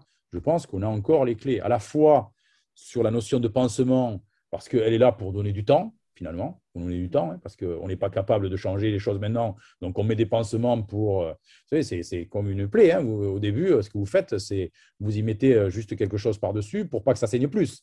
Et puis après, ça cicatrise. Et puis après, ça saigne plus. Voilà. Et là, il y a aussi la partie cicatrisation qui va être importante. Et ça, pour moi, c'est la partie de transformer notre société sur les démarches, je dirais, environnementales, qui se fait petit à petit. Moi, je trouve que les nouvelles générations donnent beaucoup d'encouragement dans cette voie-là. Voilà.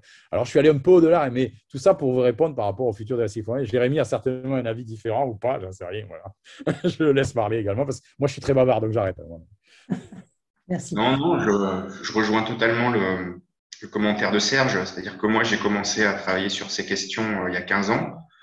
Et il y a 15 ans, la mode, entre guillemets, c'était vraiment de faire de l'alerte massive et extrêmement pessimiste. Prenez les publications d'il y a 15 ans. On annonçait la disparition des récifs coralliens en 2030, etc., etc. Et puis vraiment, parce que la science, c'est aussi quelque chose de mouvant, en perpétuel changement, il y a les études, les séries temporelles dont j'ai parlé, dont Serge a parlé, qui montrent que les récifs, comme les forêts, ont une capacité de résistance, de résilience et se transforment. Voilà, donc après, sur cette question de transformation, c'est sûr qu'il y a tous les signes qui montrent que cette transformation elle est en cours. La question qu'on peut encore aussi se poser, c'est dans quelle mesure cette transformation elle va être stable dans le temps. Est-ce que à terme, on ne peut pas avoir un retour à plus de diversité? Et là, il y a peut-être quelque chose d'intéressant à faire vers des sites très très particuliers qu'on trouve à différents endroits dans le monde, où par exemple il y a du bullage de CO2 parce qu'on est proche d'un volcan, où on a de l'eau naturellement acidifiée et des communautés coralliennes qui sont naturellement installées là et peut-être adaptées, ou des sites un peu particuliers sur en Nouvelle-Calédonie, et où on trouve des diversités structurelles aussi encore un peu préservées, certes moins complexes, mais un peu préservées. Donc je crois que Serge il a bien résumé la chose quand il a dit que les récifs allaient être là dans 50 ans. Ils seront très probablement différents. Dans quelle mesure ils seront différents, ça, on verra dans 50 ans. Très bien. Ça fait partie de notre challenge, je dirais, en tant que scientifique, d'anticiper à quel point ils vont être différents, parce que c'est cette anticipation qui va permettre aussi de prendre des mesures de conservation qui soient adaptées. Donc, c'est aussi, je dirais, là, on est dans le rôle du scientifique, d'anticiper ce qui va se passer. Et c'est très compliqué d'anticiper, hein, je ne vous le cache pas. Hein. Tout à fait.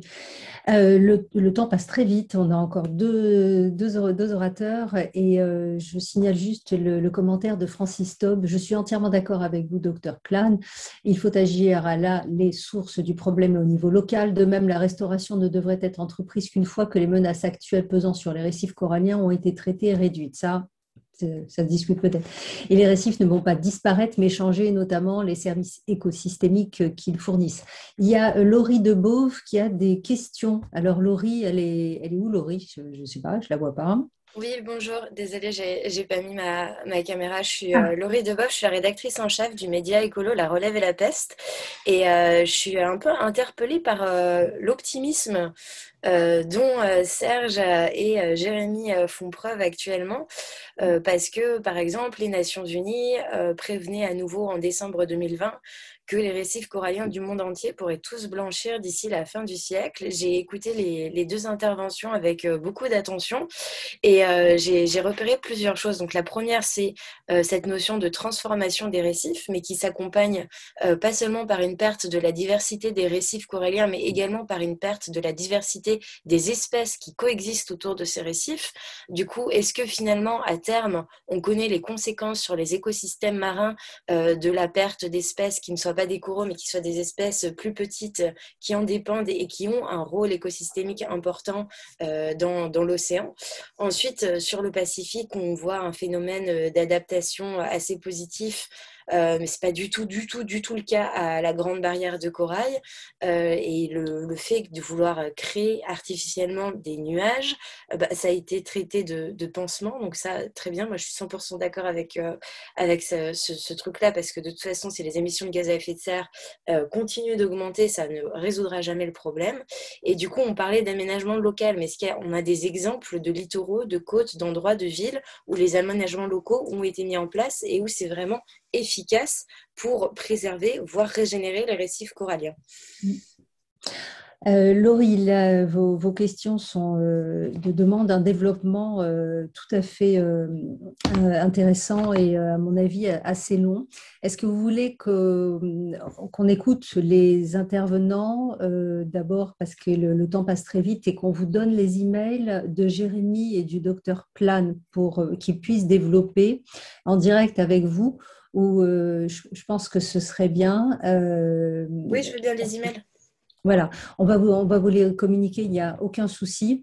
Je suis désolée vraiment, c'est très, très précis ce que vous avez comme demande et surtout très pertinent. Donc, je pense que ça mérite vraiment je pense que vous êtes d'accord, Jérémy et Serge, de lui répondre en direct avec tous les éléments et tous les références nécessaires. Mais vous notez que vous êtes qualifiés tous les deux de très optimistes par rapport à la situation. Mais c'est vrai que ça fait du bien aussi d'entendre ça. Anne-Sophie Carnocchini, vous êtes là, Anne-Sophie? On vous voyait tout à l'heure. Voilà, vous avez votre son. Très bien. Voilà, donc vous allez nous parler d'Ifrecore. Vous avez 10 petites minutes, ça va aller pour vous? Oui, je vais faire court. Il y a beaucoup de choses qui ont été déjà dites par Serge et Jérémy. Et puis, on se place d'un tout autre point de vue avec l'Ifrecore. J'essaie de partager mon écran. Oui, puisque là, on passe du côté, je dirais, territoire et gestionnaire et politique publique. Donc, on quitte le monde de la science, même si c'est passionnant. Et on arrive justement à ce pourquoi l'Ifrecore a été créé il y a 20 ans, il y a un peu plus de 20 ans maintenant. Voilà. Est-ce que vous voyez bien mon écran là cette fois? Oui. Ok. Très bien. Voilà, donc juste un petit rappel, l'Ifrecore, c'est un peu plus de 20 ans d'existence, créé sur décret du Premier ministre. Alors évidemment, parce que la France, comme l'a dit Serge, a une responsabilité particulière vis-à-vis des récifs coralliens. Elle est présente dans 3 océans, ainsi que nos amis les Britanniques. C'est 78% du territoire maritime français. Et puis, c'est cette 4e position mondiale de détenteurs, entre guillemets, je n'aime pas ce mot, mais de récifs coralliens et 20% des atolls du monde, qui fait qu'elle a un rôle particulier à jouer avec sa recherche notamment qui est très en pointe, comme nous l'avons vu sur le sujet. Et puis, l'Ifrecore, ce sont aussi les herbiers marins et les mangroves, qui sont des écosystèmes associés aux récifs coralliens, qui représentent moins de surface, mais qui ont un rôle très, très particulier, un habitat spécifique qui offre le gîte et le couvert, notamment aux tout jeunes poissons, alevins et autres biodiversité, et qui permet aussi de filtrer l'eau arrivant sur les coraux après, etc. Et surtout de stocker du carbone. Donc, ce sont des écosystèmes auxquels on s'intéresse de plus en plus de par cette fonction de stockage de carbone qui notamment peuvent permettre de développer des actions de compensation. Et là, on est encore sur le pansement, comme le disait Serge, même si ces actions sont parfois des leviers intéressants pour trouver de nouveaux financements à la préservation de la biodiversité. Bon, voilà, sur cette carte, vous avez un rappel de où sont les territoires d'outre-mer coralliens et donc de Mayotte à Clipperton et en passant par Saint-Martin et Saint-Barthélemy dans les Antilles. Donc, l'Ifrecore, c'est une organisation et une gouvernance à double niveau, donc territoriale dans 10 territoires qui comportent un comité local de l'Ifrecore, et puis au niveau national, avec ce comité national qui est hébergé par l'Ifrecore et qui accueille différents collèges, des acteurs de la société civile, des associations, bien sûr des scientifiques, des gestionnaires sur le terrain, des élus parlementaires également. Et c'est ce réseau très riche et diversifié qui fait sa force et son originalité, parce qu'on met autour de la table des gens qui sont à des bouts différents de la perception de ce qu'est le corail et discutent entre eux, peuvent envisager des actions qui sont originales ou des points de vue à défendre qui sont plus originaux. C'est cette force-là qui fait que l'Ifrecore est une action qui perdure dans les territoires d'outre-mer depuis 20 ans. avec un programme quinquennal qui est mis en œuvre au niveau local et au niveau national, effectivement pour mieux connaître et mieux protéger les récifs, avec cinq axes thématiques au programme national. Donc, je n'approfondis pas, mais évidemment, prévenir, lutter contre les impacts des pressions anthropiques et le changement climatique, renforcer les connaissances pour mieux gérer et faire la passerelle entre les travaux scientifiques que nous venons de voir et comment ils peuvent se traduire par des actions au quotidien, par les gestionnaires des aires protégées notamment, et par des prises de position politiques dans les politiques publiques. Donc c'est ce rôle de passerelle là qui est essentiel parce que évidemment l'aspect recherche scientifique est passionnant, mais l'aspect traduction dans l'action d'une autre organisation de colonies qui sont les humains sur tous les littoraux de la planète, elle est passionnante également. Donc voilà, le rôle de l'IFRECOR, c'est aussi de surveiller l'évolution de l'état des écosystèmes et communiquer, de sensibiliser pour renforcer la prise en compte de ces écosystèmes et aussi de chercher des financements afin de pouvoir conduire ces actions localement ou nationalement. Alors, je ne reviendrai pas là-dessus. L'IFRECOR avait chiffré pour les écosystèmes récifs, herbiers et mangroves en 2016 dans tous les outre-mer français un rôle économique. Donc, les écosystèmes, les services écosystémiques, je vais y arriver, ont été chiffrés à 1,3 milliard pour tous les outre-mer français. Donc, évidemment, la protection des côtes, l'alimentation des populations proches, le tourisme, etc., etc. Le carbone, j'en ai un peu parlé tout à l'heure. Voilà, donc à l'époque, on avait chiffré qu'il y avait 50 000 emplois, par exemple, et 175 000 ménages qui dépendaient directement ou indirectement de ces écosystèmes.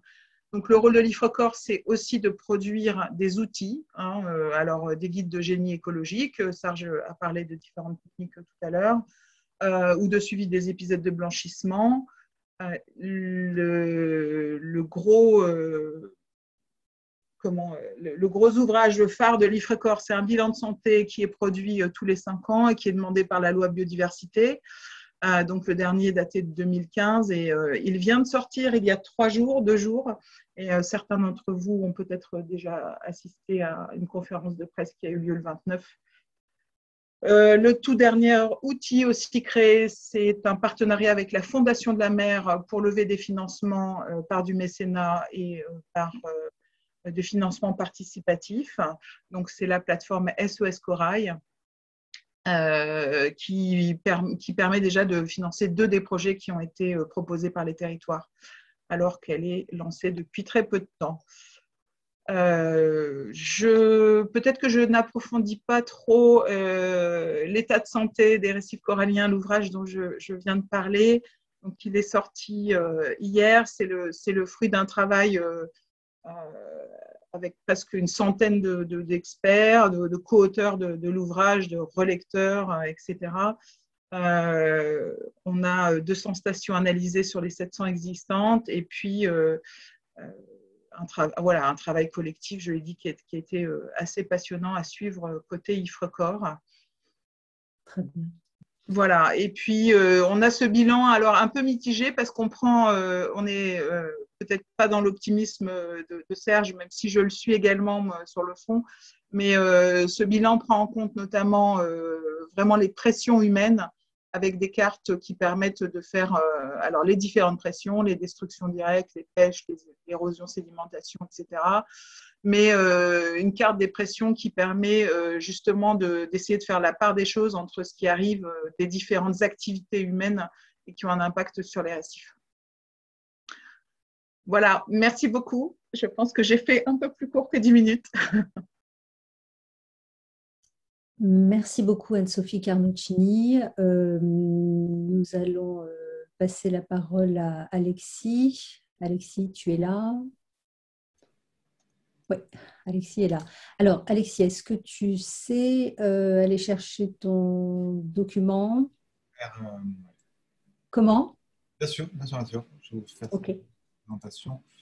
Euh, Enfin, partager ton document, je veux dire. Partager, voilà. C'était passionnant en fait d'entendre des choses que j'ai l'habitude d'entendre depuis des années, d'être à nouveau convaincu que de ce besoin de connaissance et de protection. Et c'est vrai, Serge, si tu es encore là, oui, qu'à chaque fois que tu nous fais une présentation, ou Anne-Sophie, j'ai ça me résonne en fait beaucoup de dire que la transformation de ces informations que vous portez, vous, scientifiques ou institutions, il y a une réelle nécessité à la transformer, à l'emmener ailleurs. Et, et que si elle restait uniquement dans votre escarcelle, ça serait difficile de la faire porter. Ce métier que j'ai la chance de faire, que j'ai le plaisir de faire, avec certains d'entre vous des fois sur le terrain, et ben c'est d'apporter en fait cette parole, cette connaissance au grand public, de transformer ces histoires et essayer que j'écoutais Jean-Marc Jancovici il n'y a pas longtemps, qui a cette phrase que je trouve assez sublime et évidente, et qui devrait être, je pense, pour beaucoup une baseline. C'est la science n'est pas une opinion. Voilà, la science, c'est pas une opinion. On est sur quelque chose de très factuel. Et donc, moi, ce que j'essaie de raconter à travers ce job qui paraît pour certains sexy, et des fois qu'il n'est pas tant que ça, parce qu'il est quand même super engagé, c'est de raconter, d'essayer de transformer cette parole scientifique, en tout cas en ce moment, en engagement citoyen ou en reconnaissance citoyenne du travail de tous. Avec Serge, j'ai eu la chance de rencontrer Serge il y a très longtemps sur des missions scientifiques organisées par Daniel Jouvence. Donc ça, c'est la partie où justement mon travail de... Je vais vous partager l'écran.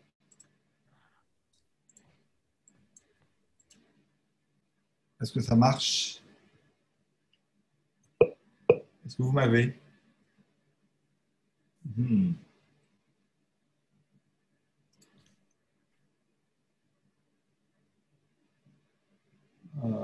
Partager l'écran.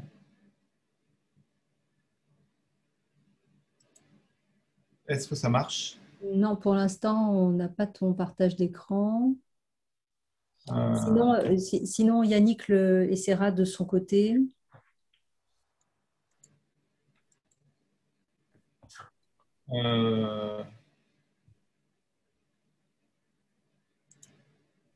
Bon, ça ne marche pas.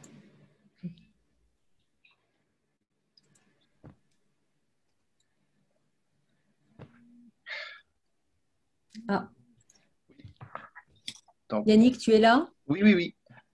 Alors, si tu peux nous porter secours. Nous aider, Yannick. Tu as réussi à télécharger le fichier de... Oui, oui, oui. Alors,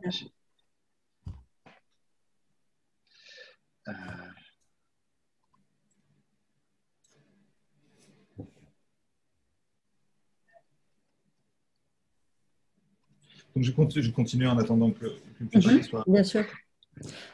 Voilà, et du coup, ces récifs coralliens, ils ont pris beaucoup d'importance. Lors de l'année internationale des récifs coralliens, on a porté un projet qui était accompagné par l'UNESCO et la Commission océanographique intergouvernementale, qui est appelé Récifs coralliens, un enjeu pour l'humanité.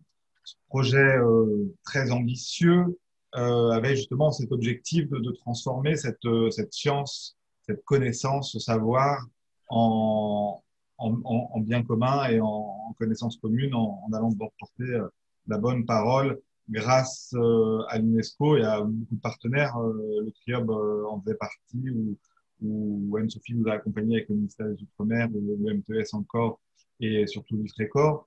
Voilà, ça a été une construction commune pour porter le message au niveau national et international, avec notion sexy, je dirais, et elle est importante, cette notion sexy, qui est la photographie, voilà, qui est le message photographique, le premier langage de l'humanité, qui est cette capacité de créer une image et qu'elle puisse être offerte et comprise sans autre langage que celui du regard.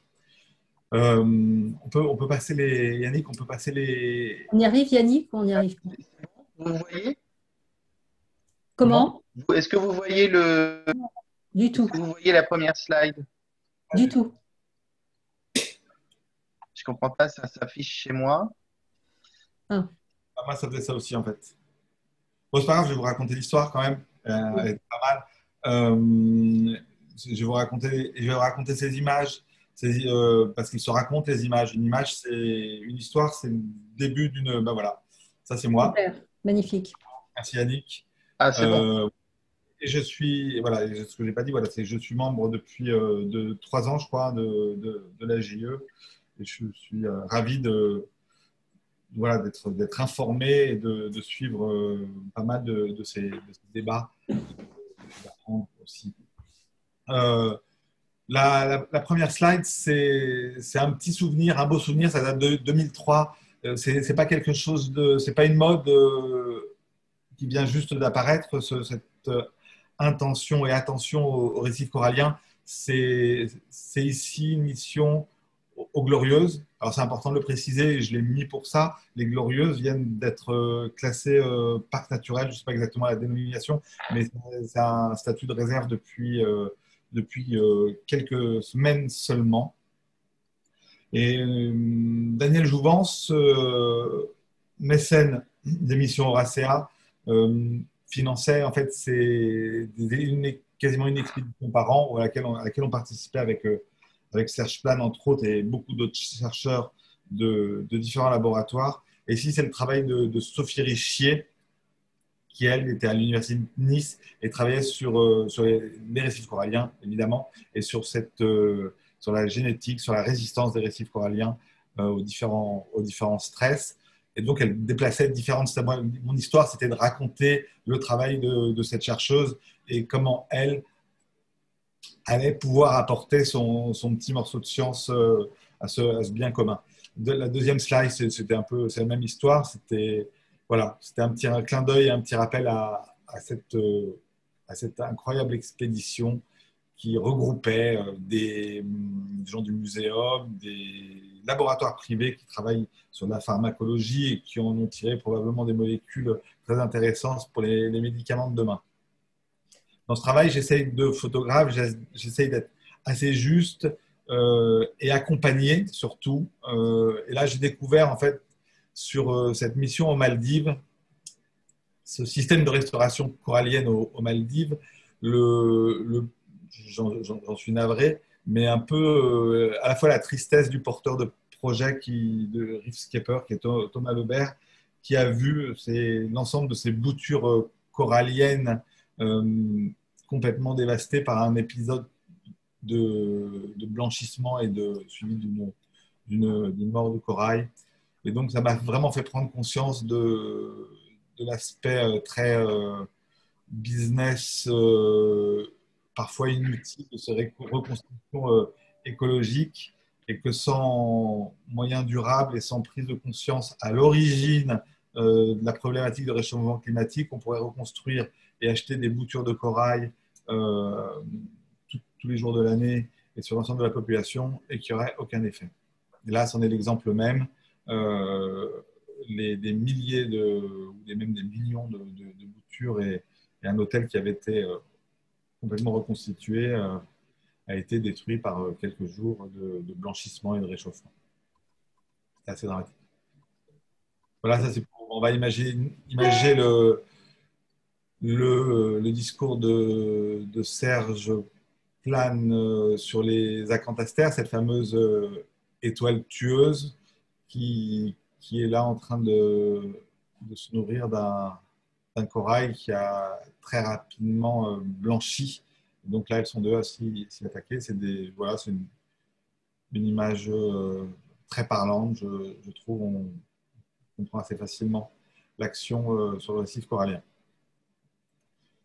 Mais ça, c'était assez dramatique pour moi. Voilà, une histoire dramatique, donc c'est pas un travail forcément tout le temps gai.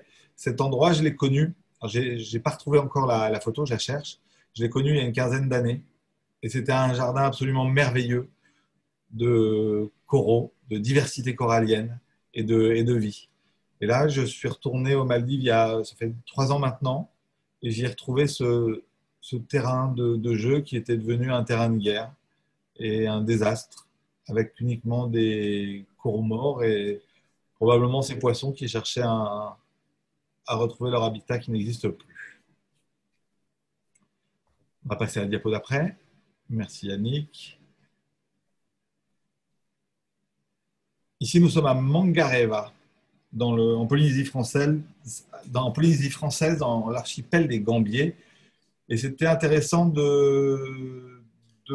d'aborder cet intérêt en fait, du récif corallien et de cette économie bleue. Le récif corallien, c'est des services rendus. Dans ces services rendus, eh bien, il y a forcément de l'aquaculture, de la pêche. Et si on a ces perliculteurs qui vivent très bien d'ailleurs, hein, les Gambiers, c'est je crois que c'est un des plus gros PIB au monde grâce à la perle noire, ce trésor noir de Tahiti, et qui ont pris conscience de la pollution générée par cette filière d'élevage avec ces nasses en plastique, ces drops en plastique. Donc, il y a tout un programme de restauration qui s'est mis en œuvre avec un projet qui s'appelait Rescue, qui était de récupérer, d'essayer de comprendre et de transformer. Ça a été un travail qui a été fait justement pour le programme Rescue il y a 2 ans de cela. Il y a aussi des bonnes nouvelles. Donc là, c'est tout blanc, ce n'est pas du blanchissement, mais il n'y a plus la photo. Bon, ça a disparu. Ben voilà. Ça a mal chargé, Yannick. Les photos n'ont pas. Bon, voilà. S'affichent pas, Yannick. L'idée, c'était simplement de participer et je suis ravi d'être là. De raconter aussi qu'il y a un nouveau projet qui démarre, qui est un projet qui s'appelle One Ocean, le grand témoignage sur l'océan, qui est un projet porté avec l'UNESCO, qui est un projet international, qui a pour vocation d'être plus large que le récif corallien, d'être sur vraiment un grand témoignage et de raconter cette science, comment votre science, votre connaissance est nécessaire au monde de demain et comment nous, photographes, auteurs, journalistes, on a cette capacité à transformer et à apporter au grand public, à travers des médias, à travers des expositions, à travers des films, cette dimension engagée et qu'on est là pour aussi engager le public et motiver les institutions à développer et à protéger. Voilà. Alors, Alexis, il y a l'opération Reef Check voilà. de Coron Bonne qui vient de se... C'est partie des bonnes nouvelles, c'est Reef Check, c'est de montrer des récifs aussi. Serge le disait tout à l'heure, le récif, il n'est pas en voie de disparition, il est en voie de transformation. Il y a des endroits où il est encore extrêmement dynamique et là, c'en est un exemple. Et c'est pour moi un bonheur de pouvoir créer ces photographies, de les imaginer et de les porter et de les transformer. Et celle-ci, ça en fait partie. C'est un jardin impressionnant et je pense qu'avec la volonté de tous, on peut arriver à préserver quand même beaucoup de choses dans ce monde de brut. Est-ce que ça va apparaître? Voilà, c'est la première slide. Alors, Alexis, Laurie Debove qui demande Reef Checks à Mayotte, qu'est-ce qui explique qu'ils sont dynamiques et en bonne santé? Parce que ça, c'est une bonne nouvelle quand même. Est-ce que Serge ou toi ou Jérémy pouvaient lui donner quelques... Je ne peux pas faire ça parce que voilà, moi, mon lien, c'est ce lien justement entre Serge ou d'autres chercheurs. Et c'est pas moi qui vais dire que c'est pour cette raison qu'il est Je comprends, bien sûr. Alors, est-ce que Serge ou Jérémy peuvent répondre à Laurie ou un peu plus tard Je pourquoi dirais vont-ils bien ces coraux? Pourquoi vont-ils mieux? ils vont mieux parce que le récif alentour et la gestion locale est probablement suffisamment bonne pour permettre la réimplantation de larves qui vont pouvoir grossir, grandir, recoloniser le récif. C'est exactement le même phénomène que ce qu'on vous a présenté avant, avec des phases de destruction, des phases de recolonisation, de recomplexification et de revie, De renaissance. de renaissance, Ils sont en train de exactement. faire quoi, là, les chercheurs? Ils sont en train de mesurer quelque chose, là, ce grand filin blanc? Là, Là. ils font ce qu'on appelle un transect. Donc, un transect, c'est voilà, tracer une ligne. Enfin, c'est un ruban qui est un mètre, en fait, un mètre ruban, hein. Hum. Et tous les 10 centimètres, on note ce qu'on voit juste à cet endroit-là, sous le ruban. Donc, quelle espèce de corail? Est-ce que c'est du corail? Est-ce que c'est de l'algue?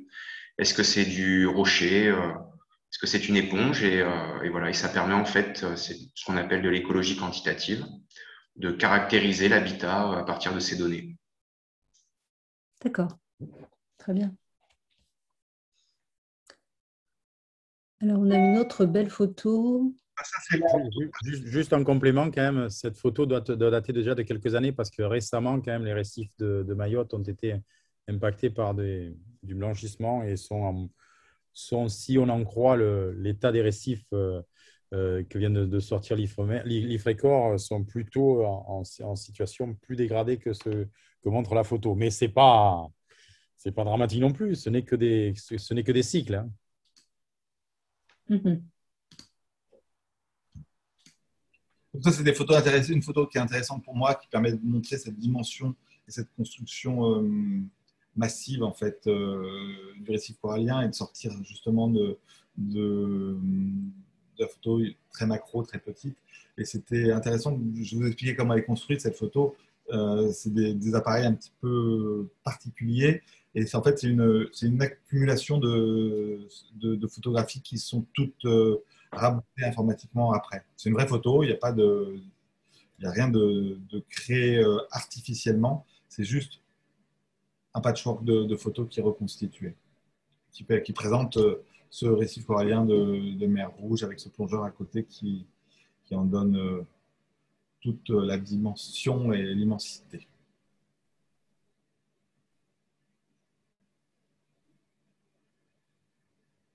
On va voir si… Ouais, voilà. ça, c'est la photographie qu'on a utilisée sur un livre qu'on a édité l'année dernière avec Serge Plan et Lambert Wilson, Récif corallien au cœur de l'océan. Et cette photo est intéressante pour moi parce qu'elle est l'exemple parfait de la bonne santé de ce qu'on aimerait voir. Elle compose à la fois sur des branchues, des poissons, sur l'écosystème corallien en général. D'accord.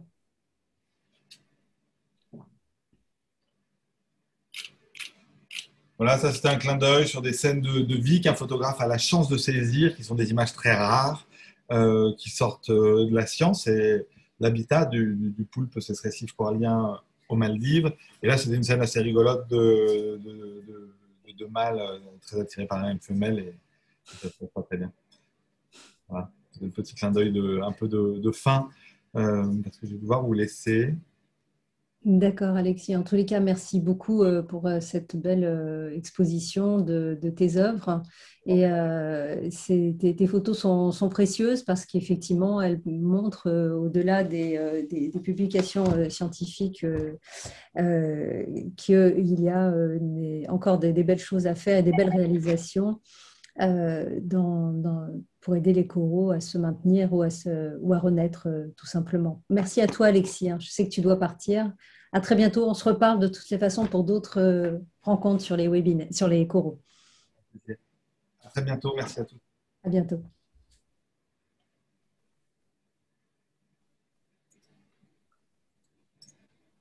Voilà. Merci Yannick de nous faire un petit diaporama comme ça. On avait terminé, je crois, il y a une toute dernière, on a presque terminé le webinaire. Yannick, tu peux aller juste à la fin, peut-être la toute Oui, dernière. oui, oui, oui, pour le plaisir des yeux, on va aller jusqu'au bout. C'est Oui, juste que voilà, ça charge un peu lentement. ouais, je sais, je sais. Voilà. Ah, alors Serge, est-ce que vous pouvez nous parler de ces coraux résistants du futur à Moorea? Serge est là? S'il n'est pas Pardon. là? Oui, Si, Serge est là. j'ai juste Alors, besoin de mettre la vidéo et c'est quoi le ces micro. coraux résistants du futur? Alors, le terme coraux résistants du futur ne sont pas forcément, je dirais, le Très terme le plus adaptés? adapté. C'est plus, je dirais, on est toujours sur la même thématique que je mentionnais, c'est-à-dire la recherche de ce qu'on appelle, entre guillemets, les super coraux, c'est-à-dire ces génotypes, ces phénotypes qui vont être un peu plus résistants, je dirais, que d'autres face à des perturbations, notamment celle qui nous intéresse le plus étant la perturbation climatique et la perturbation qui entraîne enfin, le réchauffement et qui entraîne le blanchissement.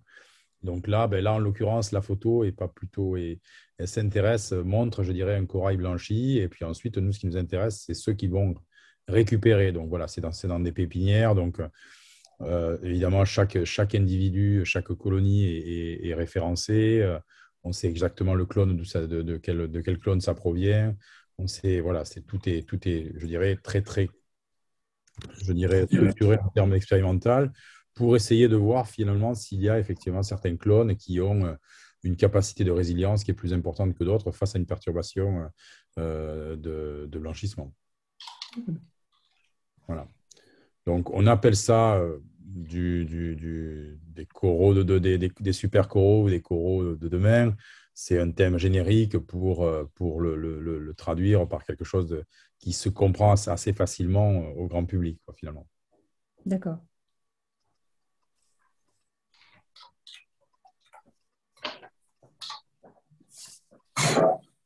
Ça, c'est l'événement de blanchissement de 2018. 2019, pardon, excusez-moi. D'accord. 2019. Ce qui ne veut pas dire forcément qu'ils sont morts. Ils sont blanchis, mais pas forcément morts. On a eu, je peux vous le dire, on a eu dans les calculs, on le sait, on a eu à peu près 50 à 60% de blanchissement et on a eu à peu près 25 à 30% de mortalité. Donc, en gros, 1 sur 2. 1 sur 2. Alors, ce n'est pas tout à fait 1 sur 2 parce que pour certaines familles, c'est plus de 1 sur 2. Pour certaines familles, c'est moins de 1 sur 2. Donc, effectivement, c'est là où je dis, il y a selon les types de coraux, et notamment les branchus sont beaucoup moins résistants que les massifs.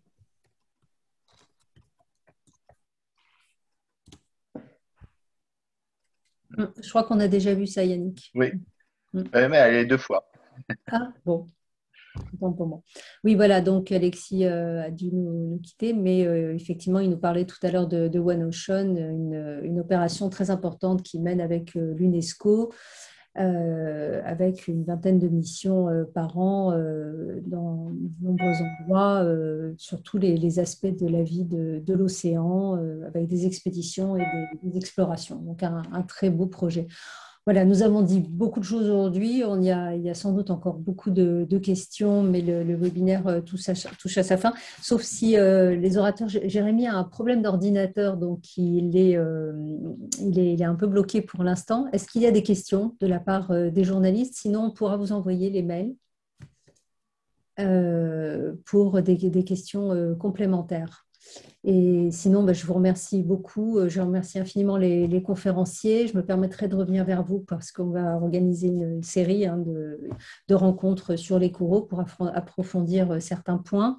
Et parce que c'est une actualité qui s'accélère et de plus en plus sur ces sujets et qu'il faut vraiment tenir informé, fournir, de mon avis, les journalistes, tant de la JE que d'ailleurs, le plus possible des travaux scientifiques majeurs qui sont menés, que ce soit par vous-même, Dr Serge Plane ou le Dr Jérémy Vidal-Dupiol. Je vous remercie beaucoup à tous et je vous dis à très bientôt donc, pour d'autres webinaires de la JE. Merci, Bonne journée. Au revoir.